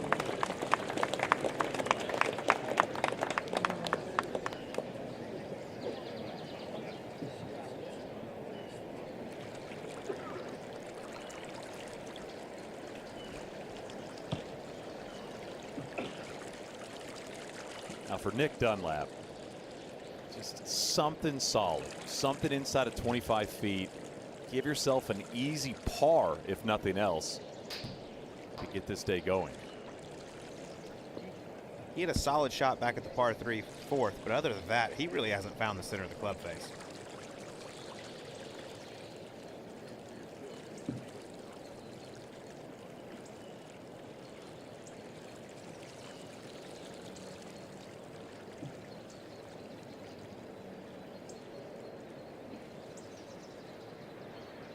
Mentioned his victory as an amateur. When he won that, Billy, he moved up 4,000 spots in the official world golf rankings. 4,000 spots. Now, I know he's an amateur, but that's pretty wild. And this deep, but Colt, you said not terrible back there. I think he should be just fine from back there. But still stressful. 100%. Well, don't miss a single moment from the 88th Masters with the official app at Masters.com. Catch up on the latest news and scoring, watch live streams and video from every shot of every hole, or create your own featured group with my group.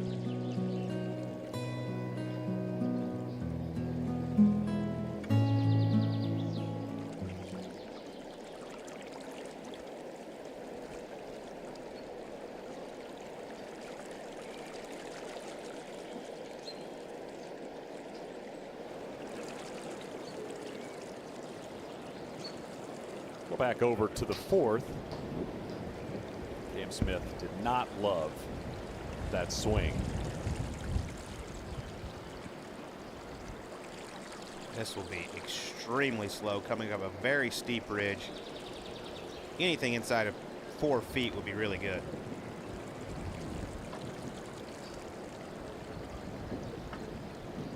Midway in this putt, you're absolutely right. It is almost sluggish going up that hill.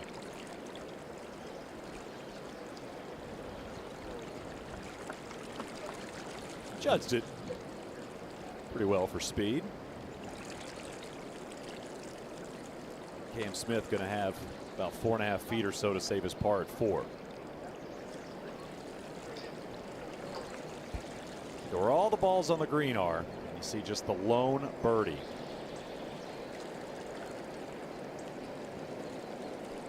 also see the lone bogey that was on the green, and that was John Rahm.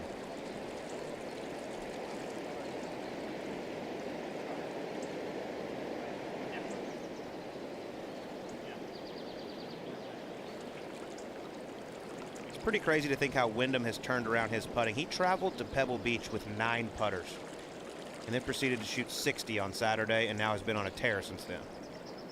That'll weigh the golf bag down. You have to pay extra for that. 9 putters? 9.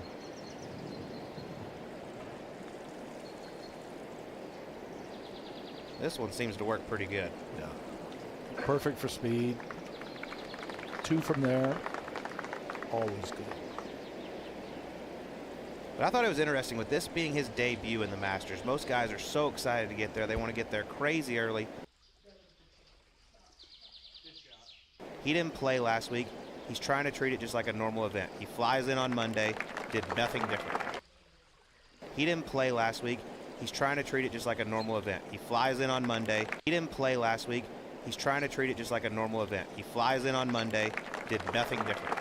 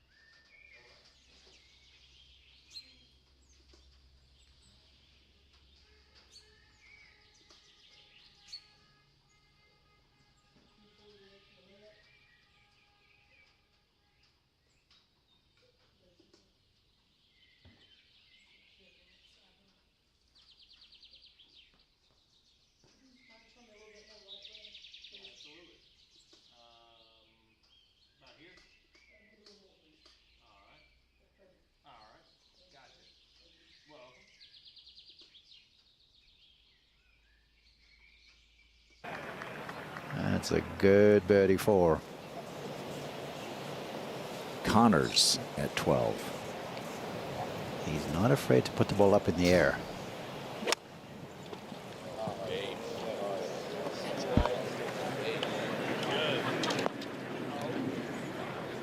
So now the wind dies, and is the challenge of the 12th. Capricious winds in and out. Well, well, well. This is a vibrant outfit from the Masters champion Garcia.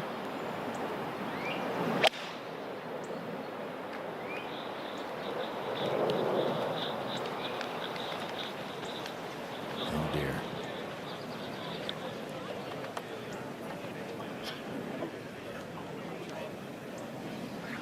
Here's Stubbs at the 12th.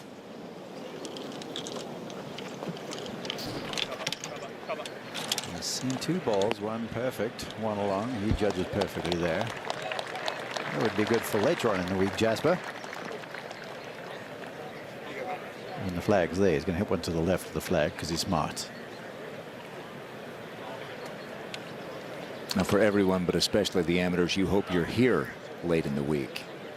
Make that cut and have a chance to become low amateur.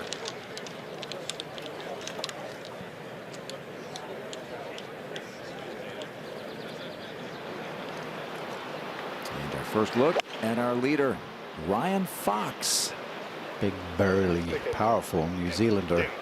He comes from some illustrious stock down there in New Zealand. His father, Grant Fox, was a legendary all-black rugby player.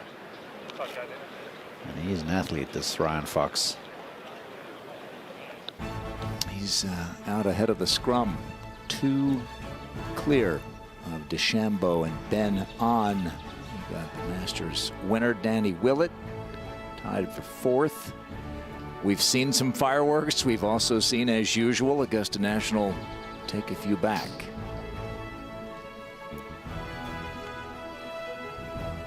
But Phil Mickelson and Scotty Scheffler 1 under. The run that Mickelson made last year out of nowhere on a course that he plays as well as anyone.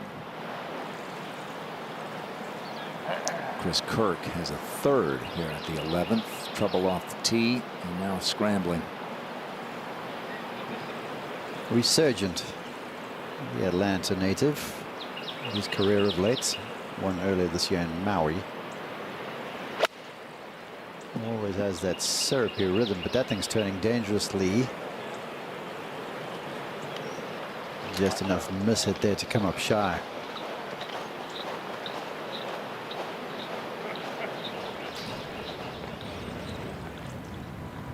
This right on that seam of the straw, and the turf, DeChambeau at 13. All about good footing. If that right foot stays stable, he should be fine.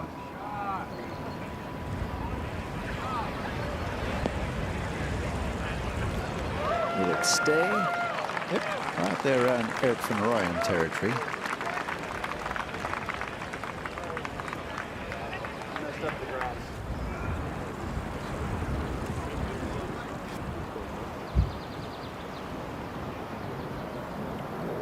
Clean out those grooves there, Greg. Make sure they're good to craft another shot.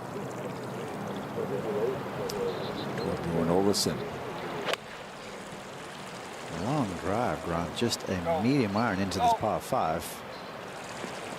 Oh, yes. He was screaming, go. It did. It's perfect now. Good chance to end those. That run of 3 straight bogeys for Olesen. So into the agua for Sergio here at the 11th and now his 4th. Now from here you're looking at nothing but the pond in front of you. So easy as the professional player just to give this a little extra and fly it beyond the hole.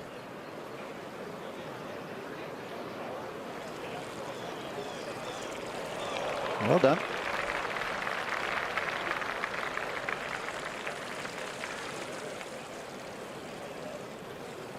It'll be a quick one for bogey. And this is what Corey Connors faces for his 2nd. Similar to the one Thorbjorn Olesen had just a little while ago. Olsen was a little deeper into the back bunker, so the cover over that fairway grass was a little longer. So I almost like his chances a little bit better from over here. Does not have to carry the ball that far.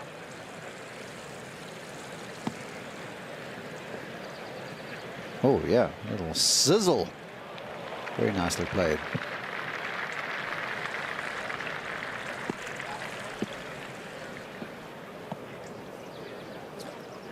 This is a par attempt for Kirk.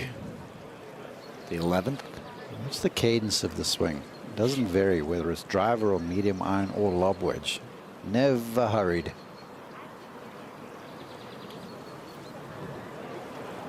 Silky smooth.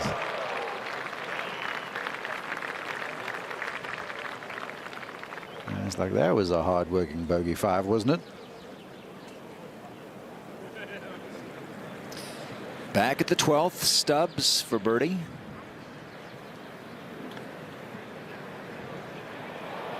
It's got good speed.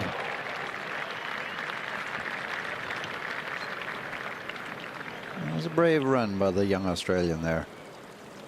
All right, our leader with his third at the 11th. How about this shot compared to one that's a little shorter? Way more simple. Off the upslope, you can get a little backspin on the ball, and that all in all was pretty nicely done. Don't care who you are. The 11th hole does not respect names or titles. You have to hit 4 good shots to make a 4. Zach Johnson for birdie.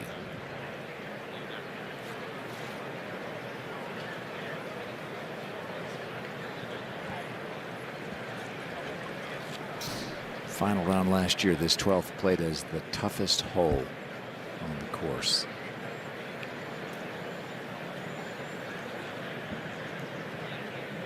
Into just a couple of birdies.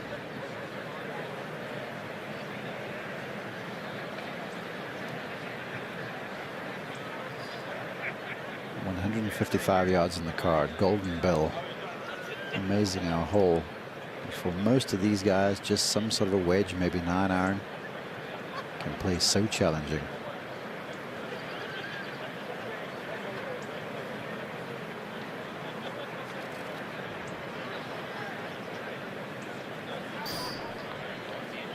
And 3 is always a good score. Right, here is DeChambeau. You got Ryan Fox putting for par over at the 11th. This is a putt that should drop, would tie him for the lead. He's urging that one on. That might be low early. And everything now starts to wander back towards the front portion of the green. He did the same thing after the putt at 11. He went walking early as if... Yeah, you use the term. It's almost too rigid there with the stroke because he has that long blade all the way up the arm, and it sort of scuttles free movement. So a couple of strange putts there to watch for. Par putt for Fox. Big save there for the New Zealander.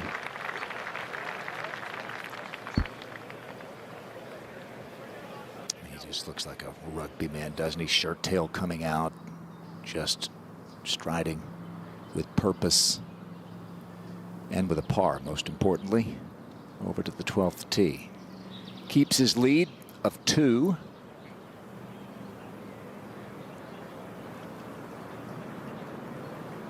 Here we are, Mark, 2:45 local time. Everyone would have teed off at this point normally, but because of the weather delay, still many groups yet to tee off, and that is going to feel maybe a little better than a bogey for Sergio after scrambling. Maybe not. He'll be happy with 5 from there. Once the ball's in the water, most times it's a guaranteed double bogey. But he is winning the style award today, isn't he? Even has the matching sunglasses to that outfit. Looks a little like a concessionaire here around the Masters tournament.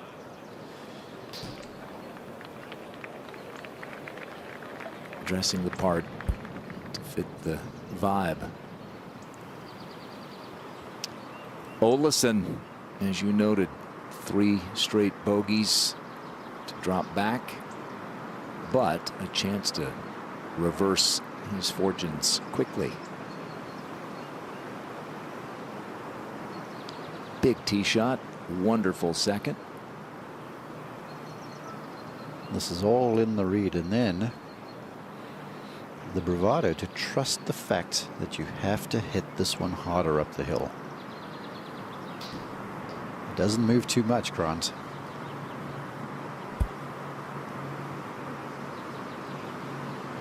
Almost dead straight. Everyone's looking for that ball to feed to the right from that angle off the slope. It just doesn't want to. The leader, Fox, at 12. Big strong grip just turns and burns through contact, holds the face off. And that's well played. Smartly played there.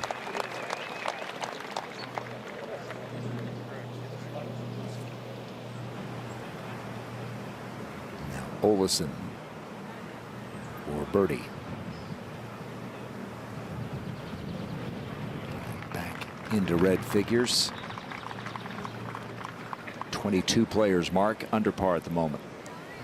Well, I'm hearing you can hear the wind and our effects, Mike's, and as you watch the scores now beginning to settle down a little bit. As the winds are freshened now, a bit more gusty, tougher to predict. I'm finding that par is becoming increasingly more valuable. And once the players make their way through Amen Corner, you turn into some wind hurt. And Eric van Rooyen, who was looking in beautiful shape through our holes, has now dropped a couple. He's -2. And so the examination becoming increasingly more tough. So you see Fox at 5 and DeChambeau and Ben on at 3, but 1 under gets you a share of 6th. DeChambeau for birdie.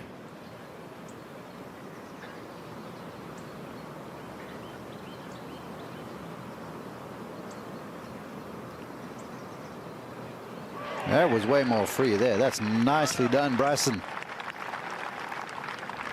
He's up for it. He had never begun birdie, and he added 1 more to it. Harris English at the 11th. Sweet swinger, lives down in Sea Island. Very comfortable playing golf in the state of Georgia.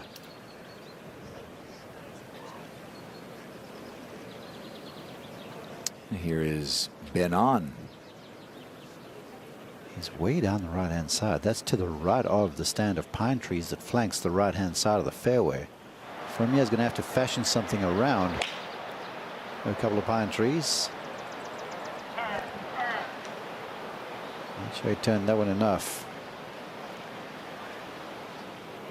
That might look like it's on the fringe. It's deceptive, isn't it? That area just to the right of the green. He will take it from there, though, because you don't want to overturn one, land one on those mounds short, and then skip one into the pond. So he's got his hands full still, but at least has mitigated some damage off the errant tee shot. Ryan Fox is at Amen Corner and leading the Masters by 1.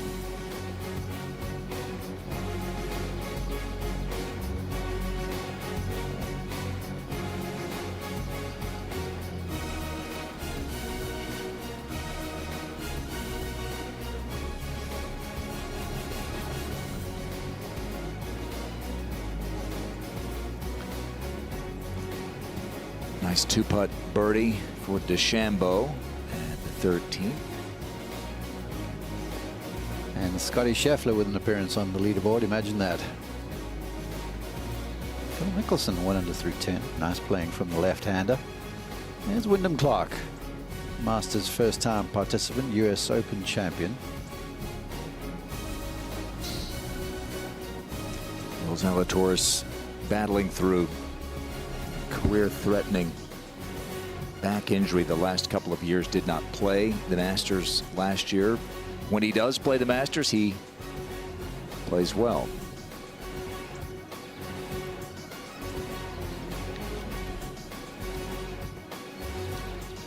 Augusta National is buzzing as we take you back to our 3-time Masters winner, who made a spirited run in the final round last year before coming up just shy of his fellow Sun Devil from Arizona State, Phil Mickelson. Evergreen, the left-hander. Long, powerful golf swing. North of 50 years old. Still launches the ball at 174 mile an hour plus.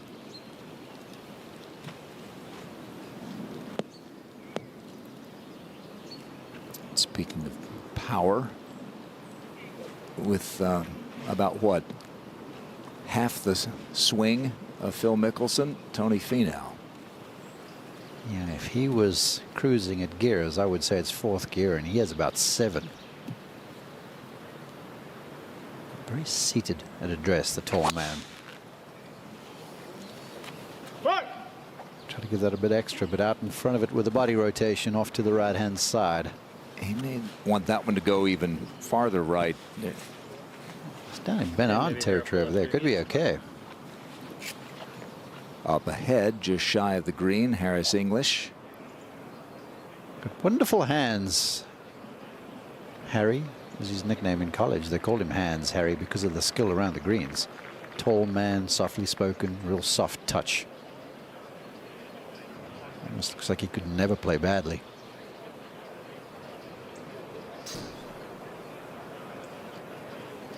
Just casual about his business. Sure.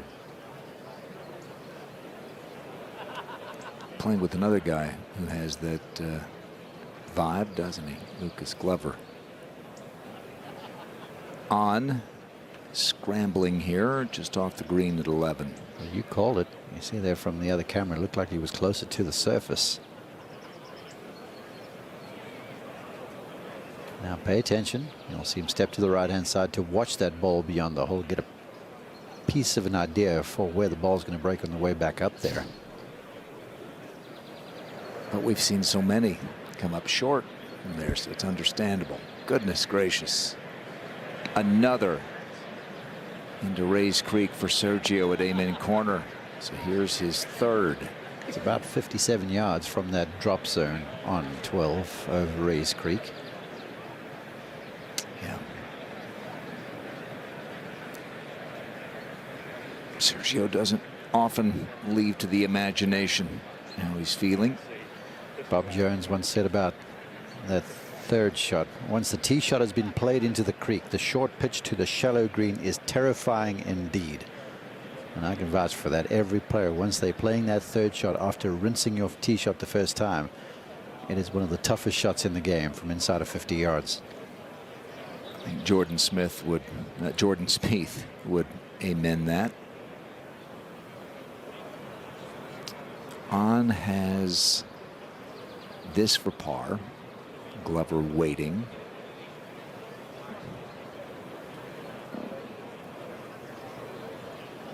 It's an area of the game he's really improved in the early portion of this year. Just leaking speed up the hill. Spoke with his caddy Justin York there in the distance writing in the book, and Justin said, you know, he's been playing really well, but of late the putter has been the weakness. They worked hard on it this week, and he'll rue that attempt up the hill. You've got to give those a chance. Let's check in on the leader, Ryan Fox. This for birdie at 12.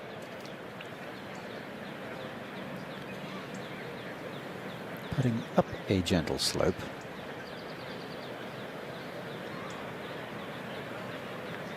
See what you're saying? Shirt tails out. He's all business, isn't he?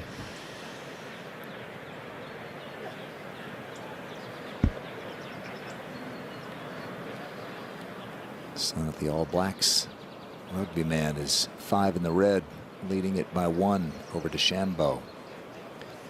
And now Lucas Glover. Think about the career arc Glover's been on. It has been a roller coaster. And he's looking like he's back on the way up.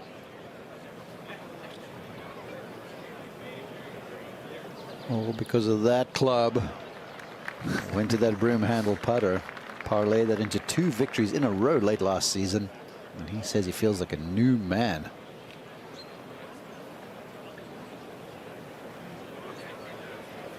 You know where you stand at Augusta National at the Masters. You see the scoreboards everywhere. How's he feeling even par through 11? I'm sure he's feeling just fine. He's looking at his bag man there saying, yeah, we're good. We're good. We got this. Going to make pars where we should. Pick off a birdie or 2 coming in. Yeah. This is not the place to make a birdie. We've seen 1 of them today. I said 6, right? I think you said 7. I said 6. I did. I said 6. Roll the tape. I believe you. Have to be honest around Amen Corner too, you know. It'll keep you honest. English for par. Now watch the rhythm of the stroke. See that blade? Almost looks like it swings low, just like a pendulum.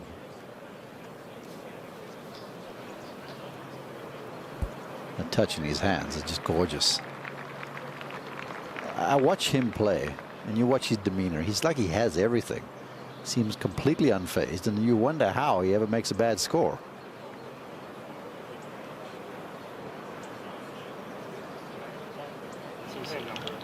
#13, Corey Connors.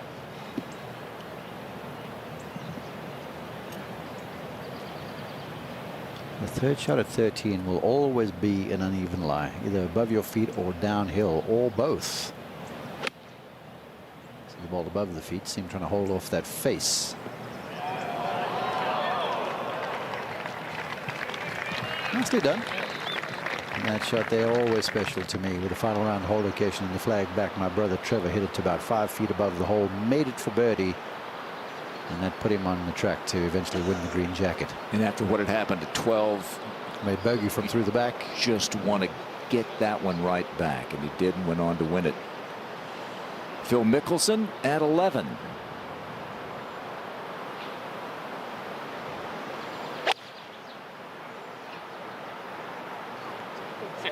A little late there, just rolled over the left hand over the right to try and square the face. All in all decent.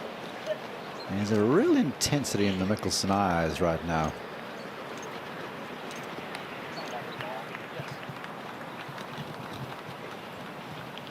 Ryan Fox already 5 under and making his way toward the par 5 13th.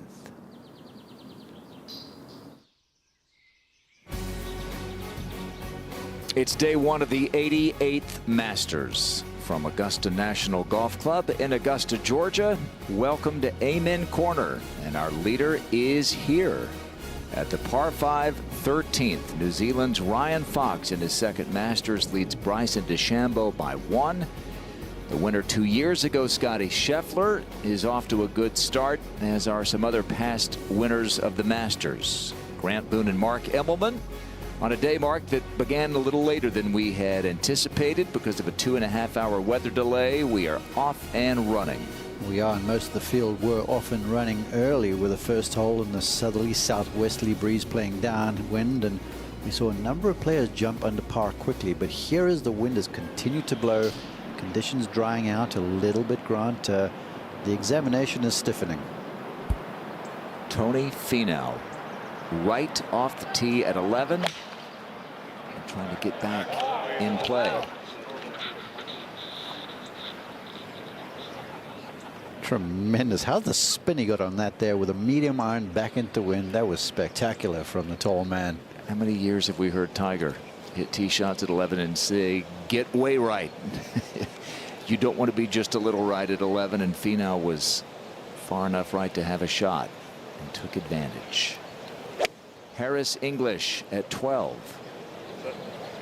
It's leftish. It's on the wind. Okay. I was on 9 the whole time. I guess I would say that I was kind of. Any emotion. I don't mind a little bit of a flighted, you know what I mean? But I think you could take it at that back left center of the bunker where that would be a car.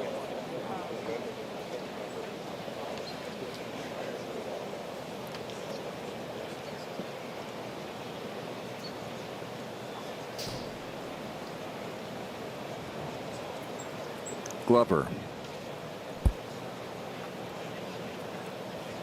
Usually draws the ball from right to left. You can set your wristwatch on that pattern out of him. But I spoke with his coach yesterday, Jason Bale, and he said the swing's gotten too straight. He's not drawing the ball as much as what he used to. That one's drawing though.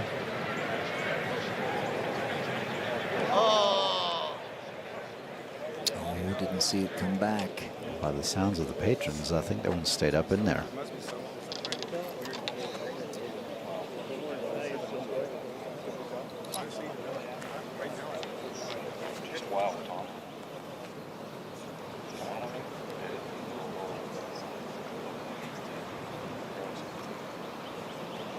Ben on next.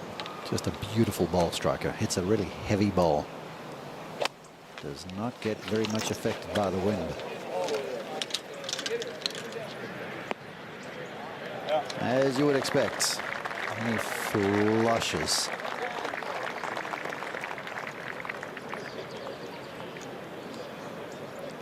And you exhale.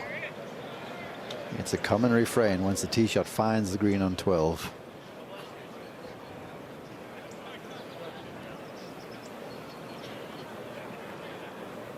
And you start holding your breath when you get to 11.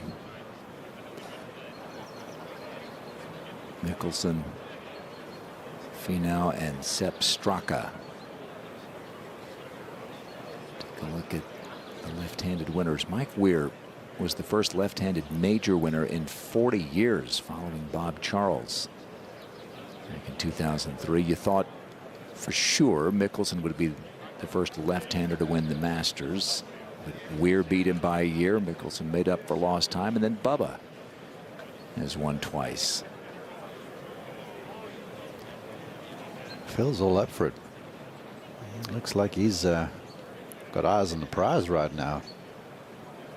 There's no resting. It's not ceremonial for Phil anymore. He's got a curious mind. He's always working on something. And is there anyone for whom form matters less when it comes to Augusta National and the Masters than Mickelson? Well, historically, no. I think nowadays you could probably make the argument that Jordan Spieth also, just because of the way it spurs creativity. But that's who Phil is. If you think about, if you throw out the word creativity and golfers, I mean, this was a guy coming out of college at Arizona State who was featured for hitting a wedge shot backwards over his head. He is all creativity.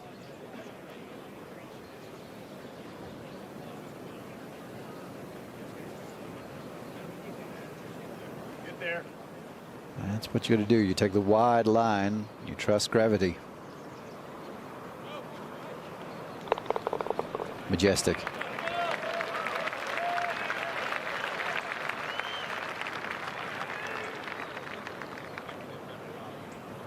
I see something in his comportment, in the face. It looks like he's playing with a point to prove, Grant.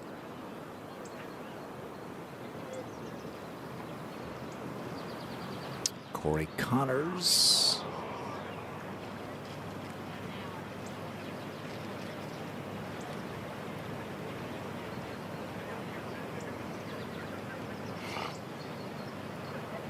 Still in good shape, the Canadian, opening bogey and then 3 straight, 6, 7, and 8.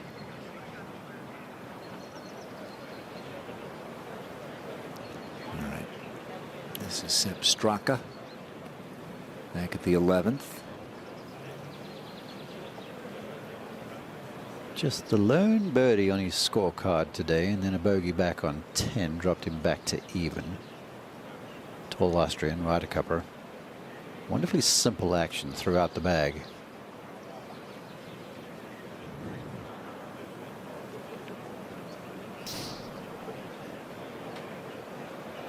Made that look more simple than it is.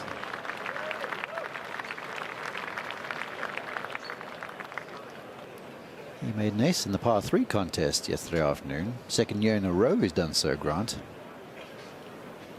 And made an ace at the 12th last year. Unfortunately, the tournament had yet to begin.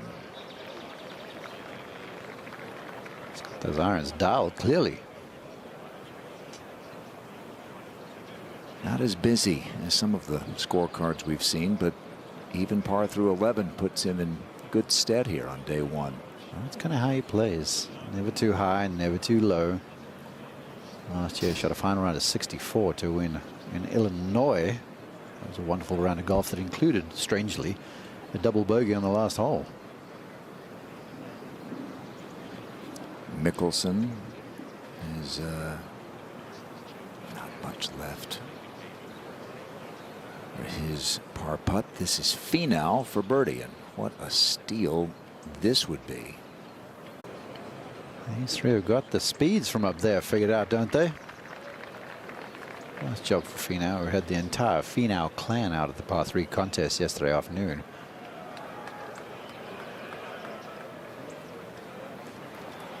To 13, Ryan Fox from the Pine Straw. Big slinging slouch shot for the right-hander. He's got a shot you can really make some hay with if you can dial the distance with a wedge. Been on at the 12th. Extended period of time working on the putting yesterday. And it looks like it paid off.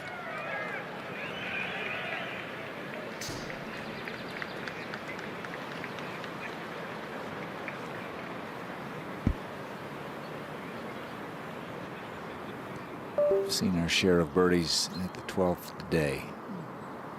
There've been 5 already in what is that now? Just 8 groups.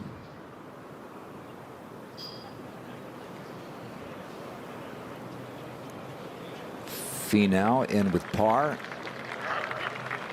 and I don't think he will argue too vociferously after that tee shot.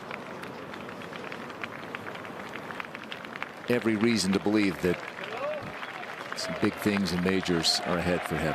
Maybe this week, who knows? He played in the final group alongside Tiger Woods and Francesco Molinari in 2019. And watched Tiger go about cobbling together what was required to win the green jacket. So he's seen the case study from face on in the front row seat.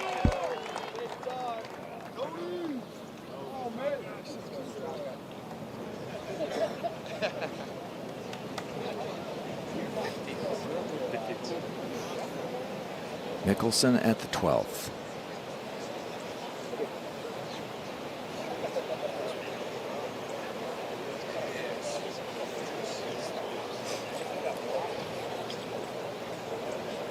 Bagman for Phil, and his brother Tim working for the longest time, but that's John Yarbrough, who has worked for Scott Stallings in the last few seasons. John is a tremendous green reader.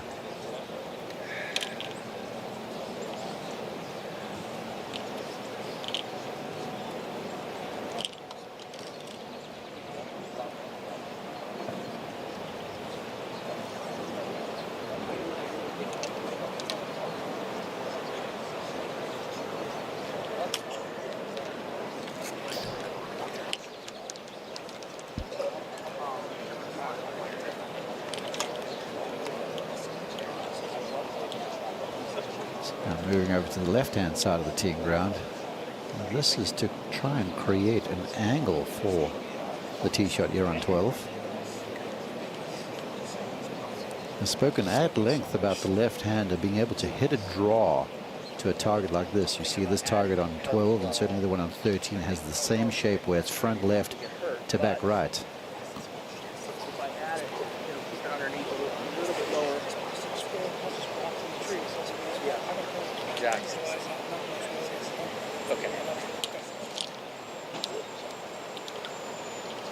Moving to the left-hand side of the teeing ground, is creating that angle.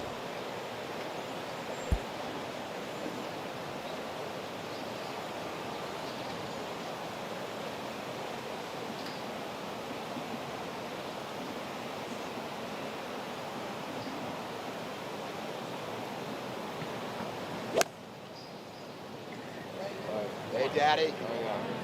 Don't think that one's turning over enough.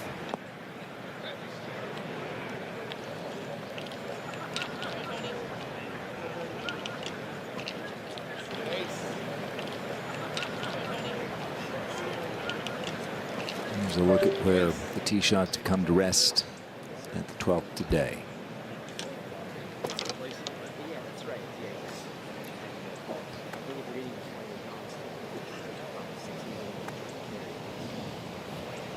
Schwartz will have hit it the closest, I believe. Yeah. He's still like 56. He's definitely hurt, right? Finau.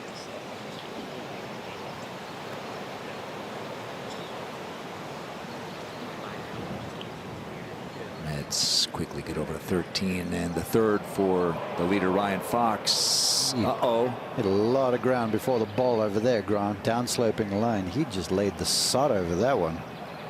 What?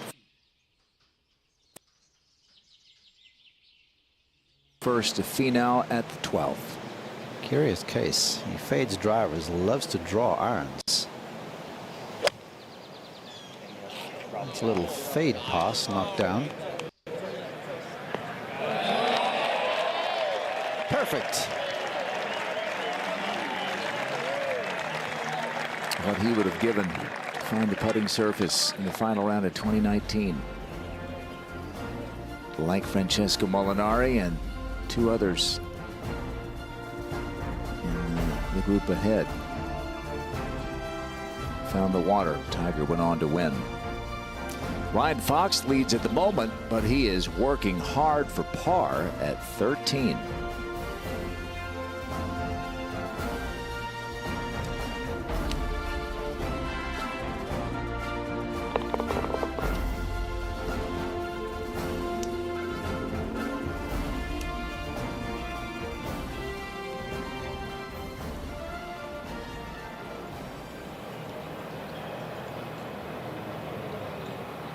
This is not what Ryan Fox had in mind here.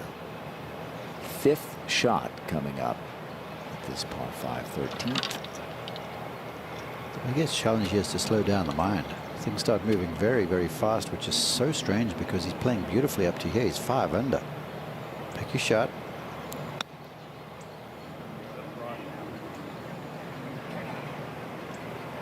Presence of mind to take it out to the left-hand side, try and use the slope to bend it in there. He's giving himself a chance to escape.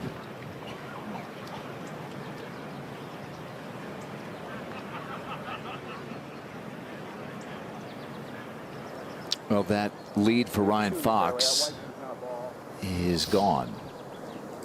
He is going to drop at least a shot at the par 5 13th as the latest group makes its way across the Hogan Bridge. There is the Kiwi, Ryan Fox. 3rd shot from uneven lie into the tributary of Rays Creek, and now have that for bogey. And he's not the first one to have hit a 3rd shot off that sharp downslope there on to the right of 13, a little heavy, and found that tributary. As I can tell you, you can stand over that no matter how proficient you are with a wedge in your hand and how well you're playing. Somewhere in the recess of your mind, you're like, oh, just got to catch ball first there. And then you don't, and your worst fears are realized. Can still get out with minimal damage, though, if he can make a sweeping putt from left to right.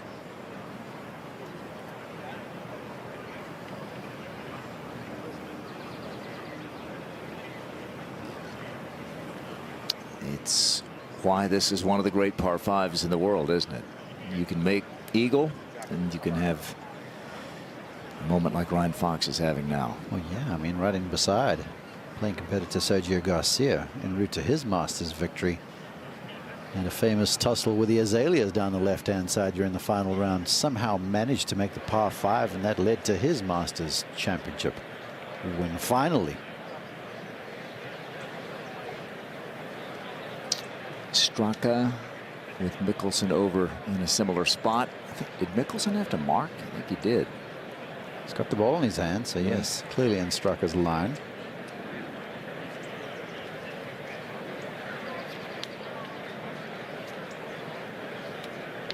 That would tell us putter for Straka, wouldn't it?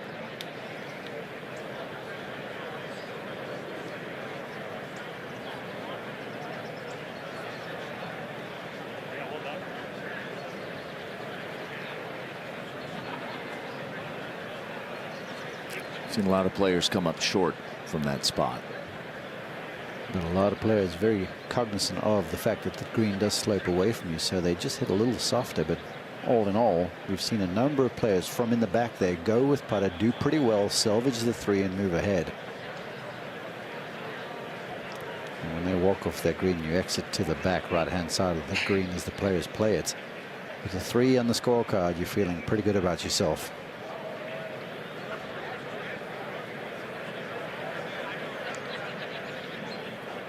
Mickelson next. So even with his prolific skill with a wedge in hand, has decided to gear down to the putter.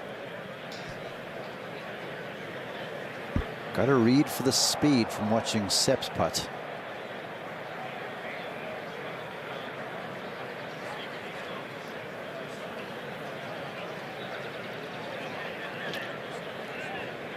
And that one grips into the rye of the seat on the way up the hill and comes up shy now.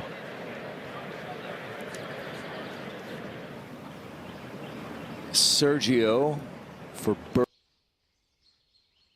birdie. Aiming what, 30 feet right? In that range? Looks like just the right amount. Well, that's one of the more adventurous trips around Amen Corner that you'll ever see. And Sergio will just exasperatedly head over to 14. Finau for birdie.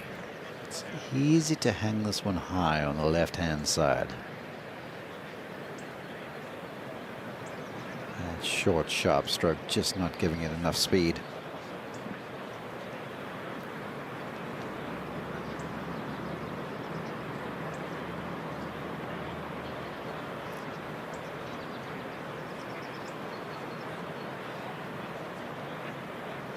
So close so many times, not just in majors, but regular PGA Tour events. Broke through a couple of years ago and strung some wins together.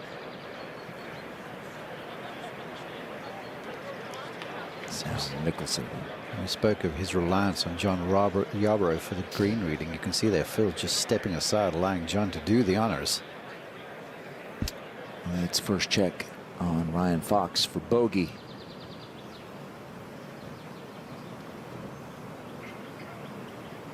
Manful.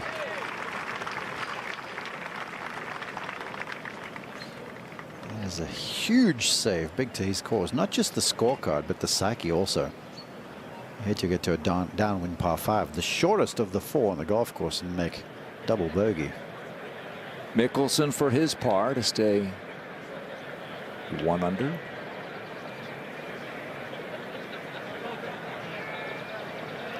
Phil with a fist bump.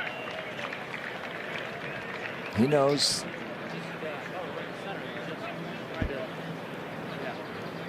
He's like, John, I've seen some stuff around here, but man, you can read these greens. Round number 115 for Mickelson here at the Masters tournament.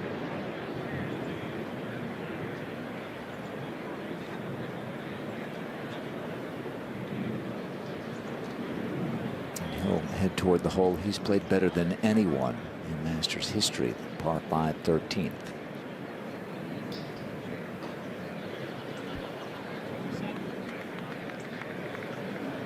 So 3 pars for this group.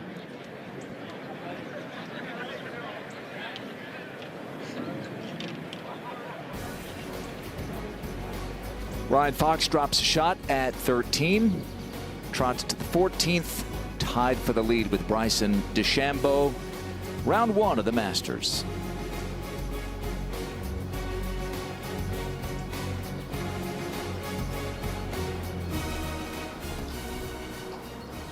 Harris English at 13.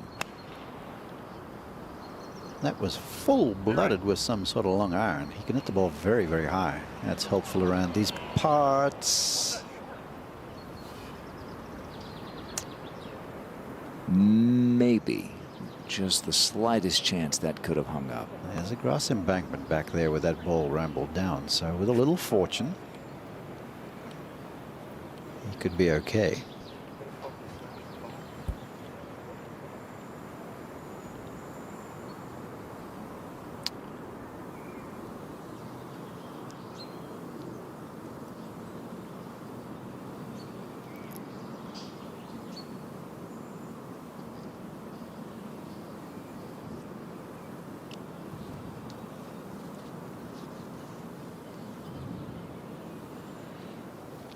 You've got major champions littering the leaderboard here on day 1 of the 88th Masters, the top of it anyway. Over at 13, the second for Ben On. That's the reaction of a guy who's turned the ball too far to the left. First player we've seen down there, Grant. Rather be there in that back bunker. I'd rather be there.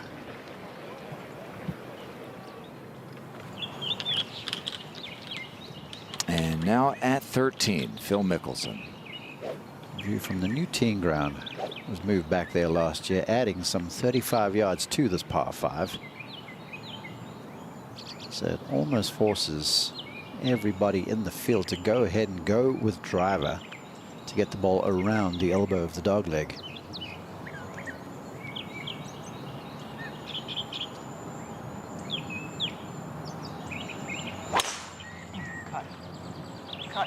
Cut. It's going to cut on the ground now. That's okay. Yeah, not great.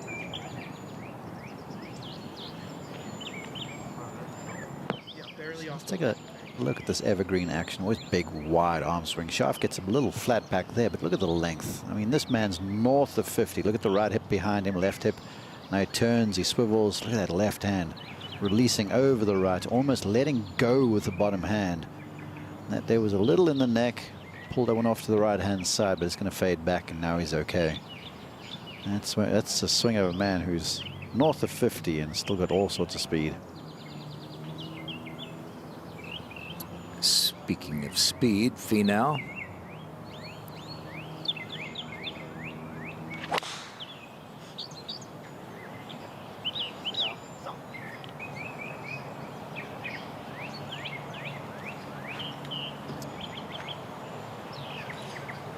He'll like that one. So through the fairway there for Tony. It's some 320 yards to get through the fairway. Look at the seated look at address. How is that golf club? And stands the shaft of the club up more than Phil. Now watch it shallow from there. Not as much hip turn. Watch the angle of the shaft. Lay down. Full extension of the arms. Hips out of the way. And watch that right foot, how quiet it is compared to Phil.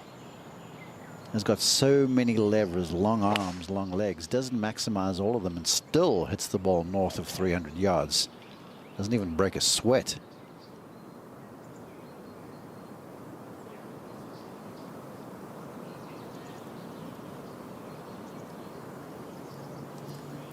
Well, the day began with rain falling and a 2.5-hour delay because of it. So as we are nearly 3 o'clock and Tiger Woods gets ready to tee off in pursuit of a little more Masters history, trying to make his 24th consecutive cut. Got 2 players at 4 under. We've had Ryan Fox get to 5. DeChambeau playing the par 5 15th. Danny Willett, 2016 Masters champ, playing great. Most cuts made total 24. Tiger made the cut in his first attempt here, then missed the cut in his second time to play as an amateur, then won the next year by 12 and hasn't missed a cut as a professional. So should he make the cut this week, he would have the all-time record for 24 consecutive cuts made. And the fact that he's playing at all is increasingly miraculous with every year that goes by. And something makes me think his good friend Fred Couples is going to add to that tally. Playing beautifully coming in here. And just loves the Augusta National Golf Club. Joaquin Niemann received coveted invitation, special invitation by the tournament. Playing maybe 52, but I mean it's not playing 60. Yeah, no. You know what I mean? Yes. So like 50, yeah, like 52. Perfect. Good? Yeah. Straight in. That one. Straight in. Yeah, straight in. Which is we doing here? I think. I mean, right now we know when the thing gets there. Yeah.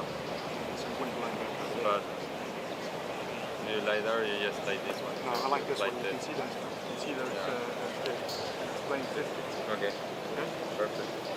Relies heavily on Gary Matthews there. He's a wonderful ball striker. Idiosyncratic golf swing with a lot of side bend through contact, and from there he rarely leans on the shaft with the hands and de-lofts the face. It's a powerful ball flight that cuts through wind. Just hold on. It takes a brave caddy to call your player off when you're in the routine. We're just getting it out.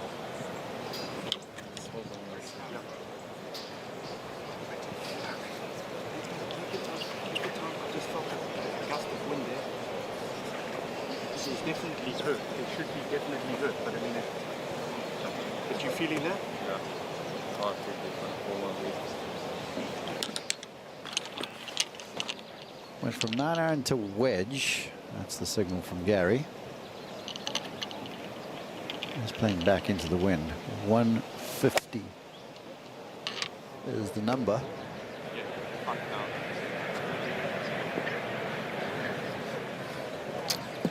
It's a good thing he geared down, Grant. 9-iron would have been way back there.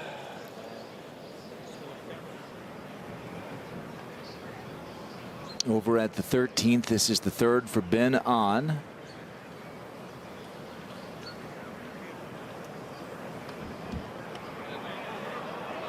Smartly played. Deft touch from green side for the big man.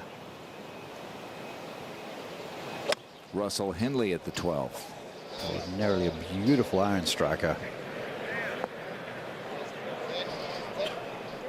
Oh, might come back a little more.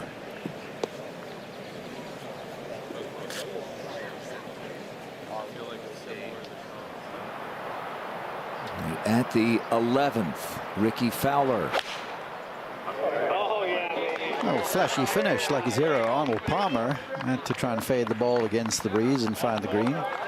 Wow, that's nice stuff. On the par 3 contest yesterday, Ricky Fowler did.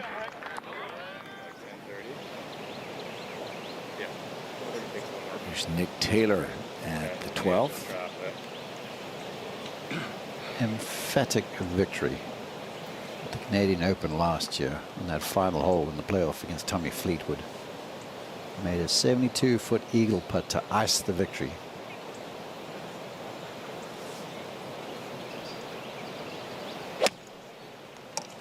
It's such a simple golf swing.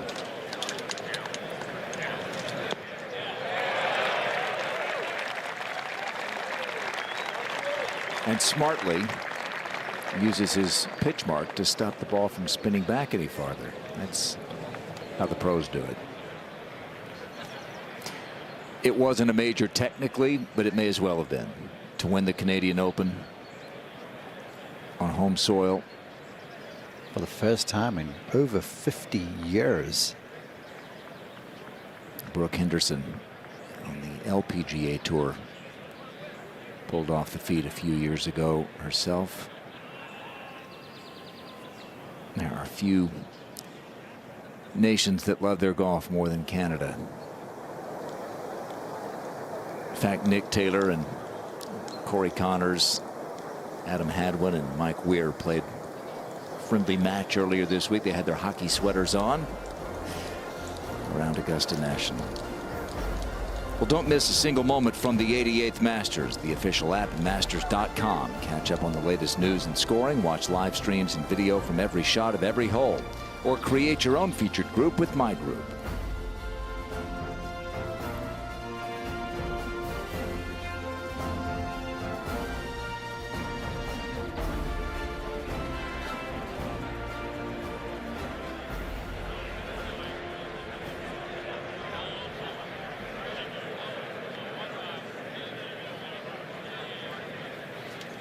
Well, Bryson DeChambeau, as we told you, playing the 15th, birdied it, and he has taken the lead. Saw Ryan Fox come through a amen corner at 5 under, but bogeyed 13. And your last two Masters champions are there. The bottom of page 1.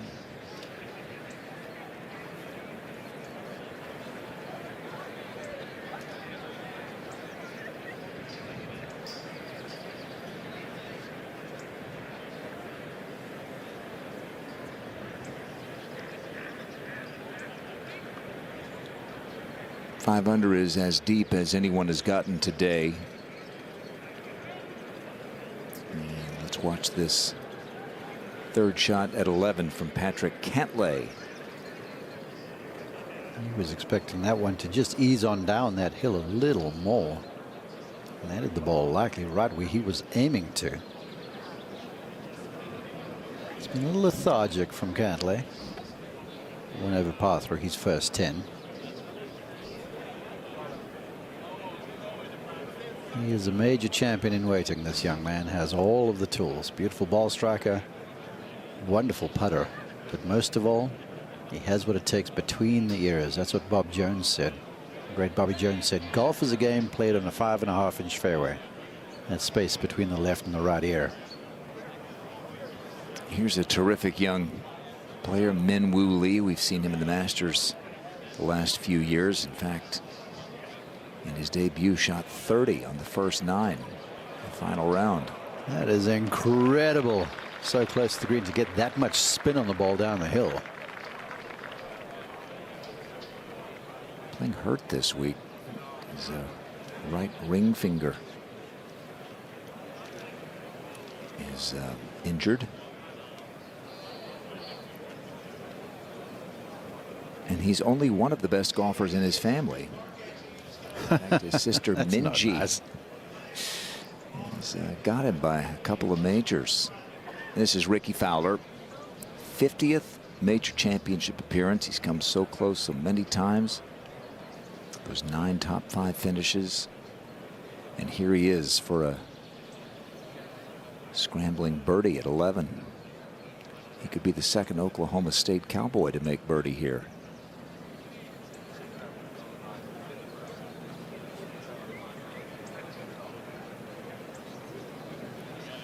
It'll be a hair-raising 4-footer or so for the par save. Austin Eckroat, Oklahoma State, like Ricky, the only player with a birdie here at the 11th so far today. Ricky's made one, birdied the 8th, as did Min Woo Lee. But not a lot of momentum in this trio just yet. To 12, and Joaquin Niemann.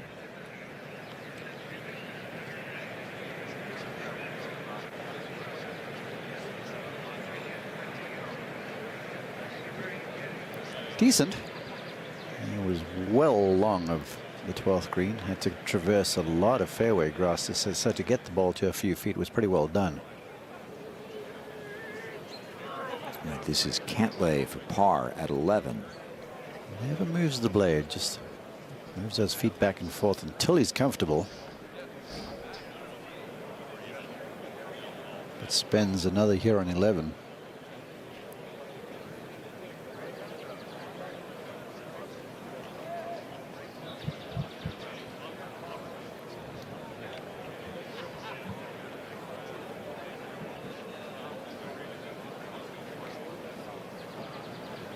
This is Harris English, whom we saw over there shy of the green with his second.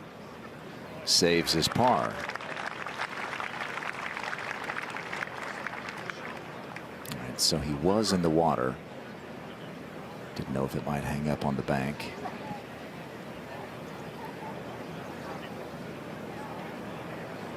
Eric Larson always by his man's side. Eric's seen the comings and goings, worked for Mark Calcavecchia amongst others. Now on for his birdie. This is where the game's improved. Broom handle putters helped him from short range.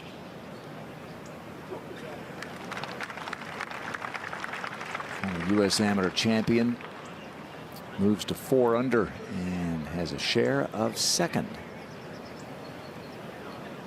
Back in the Masters for the first time. Count those birdies. All 7 of them through 13 holes. First appearance since 2020 and making the most of it.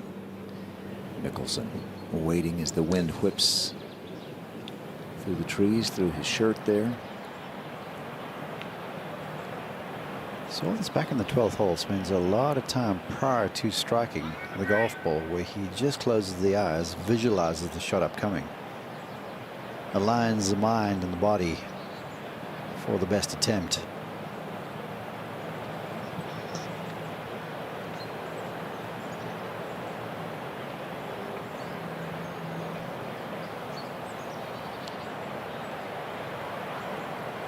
Ball's well below his feet. Always makes the second shot awkward.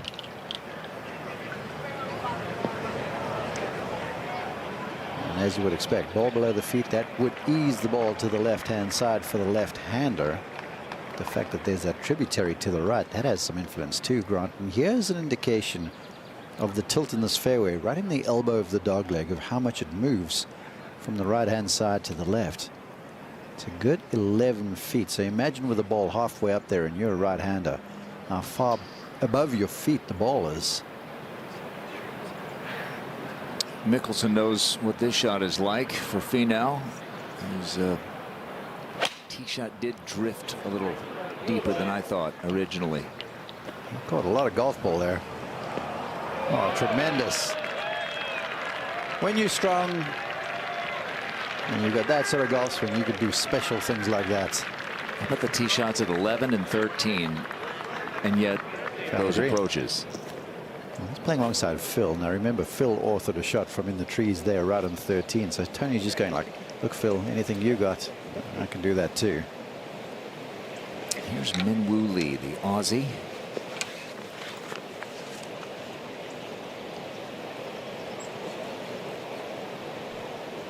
Big wide stance, compresses the ball through contact as much as anyone. See that left arm through the ball. Come on, Woozy. Oh, he didn't love it. He's going to love it now.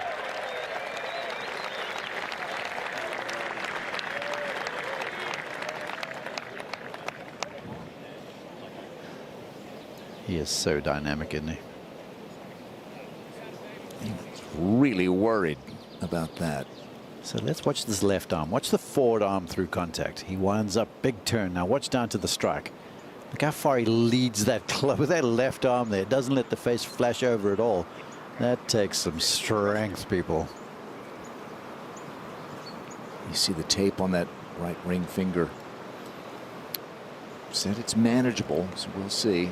As Ricky steps up to the tee, as the wind freshens right as he gets there. It's all about timing at 12. It depends on the windy conditions, perhaps more than anywhere else in golf. It takes patience too, because it's so easy just to go, well, I'm going to hit it anyway. You cannot risk that. You've got to be present. Standing way up against the wind. That came down from on high. We needed the clock like we measure hang time from an NFL punter for that one. And gets it to settle down softly. Now Cantlay was in the middle of that craziness on Sunday in 2019. Had the lead actually at one point late.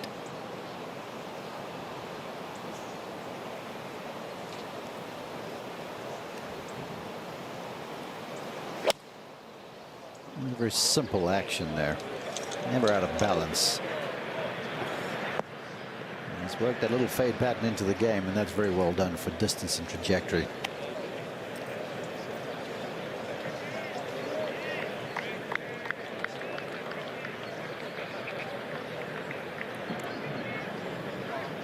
He doesn't seem very happy with it. I'm not sure if he realizes exactly where it's come to rest. All right, Mickelson with the third to come here at the 13th.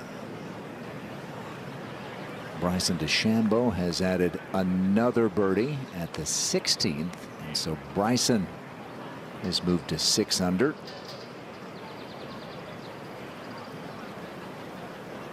And Mickelson, what would you guess here? He would expect to get this up and down, would he not? I would think so, especially with his gift around the greens. He has that super lofted wedge. But he doesn't only go with these super flop shots when he has that lofted wedge in hand. Sometimes he just kind of grips it and hits a chip and run shot And with all the grooves in the face and the loft on the face too, he's able to really get the ball to grip. Beautiful view here. About half of the journey is across the plateau, and where the shadow ends, the ball will turn downhill and certainly move to his right. Watch the simple action on this one. Little grip there.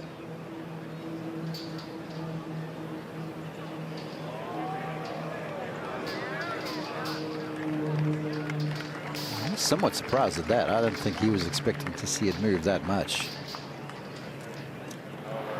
I meant up and over on the chip shot. I don't even think this has a chance of not even getting there. Okay, perfect. So you feel 100% confident? Yeah. Okay, sweet. Will Zalatoris at 11. Tiny drop of that. Yeah, and you're gonna hit a low one. Hit a low one, but just make sure that it carries to at least, somewhere around the front edge, so we avoid some silk. Yeah. I love it, dude. Yep, just be an artist here. Commit to it. He's coming off a bogey 5 back on the 10th hole.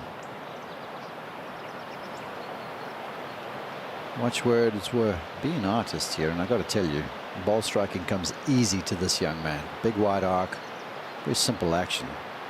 Never misstrikes, almost ever.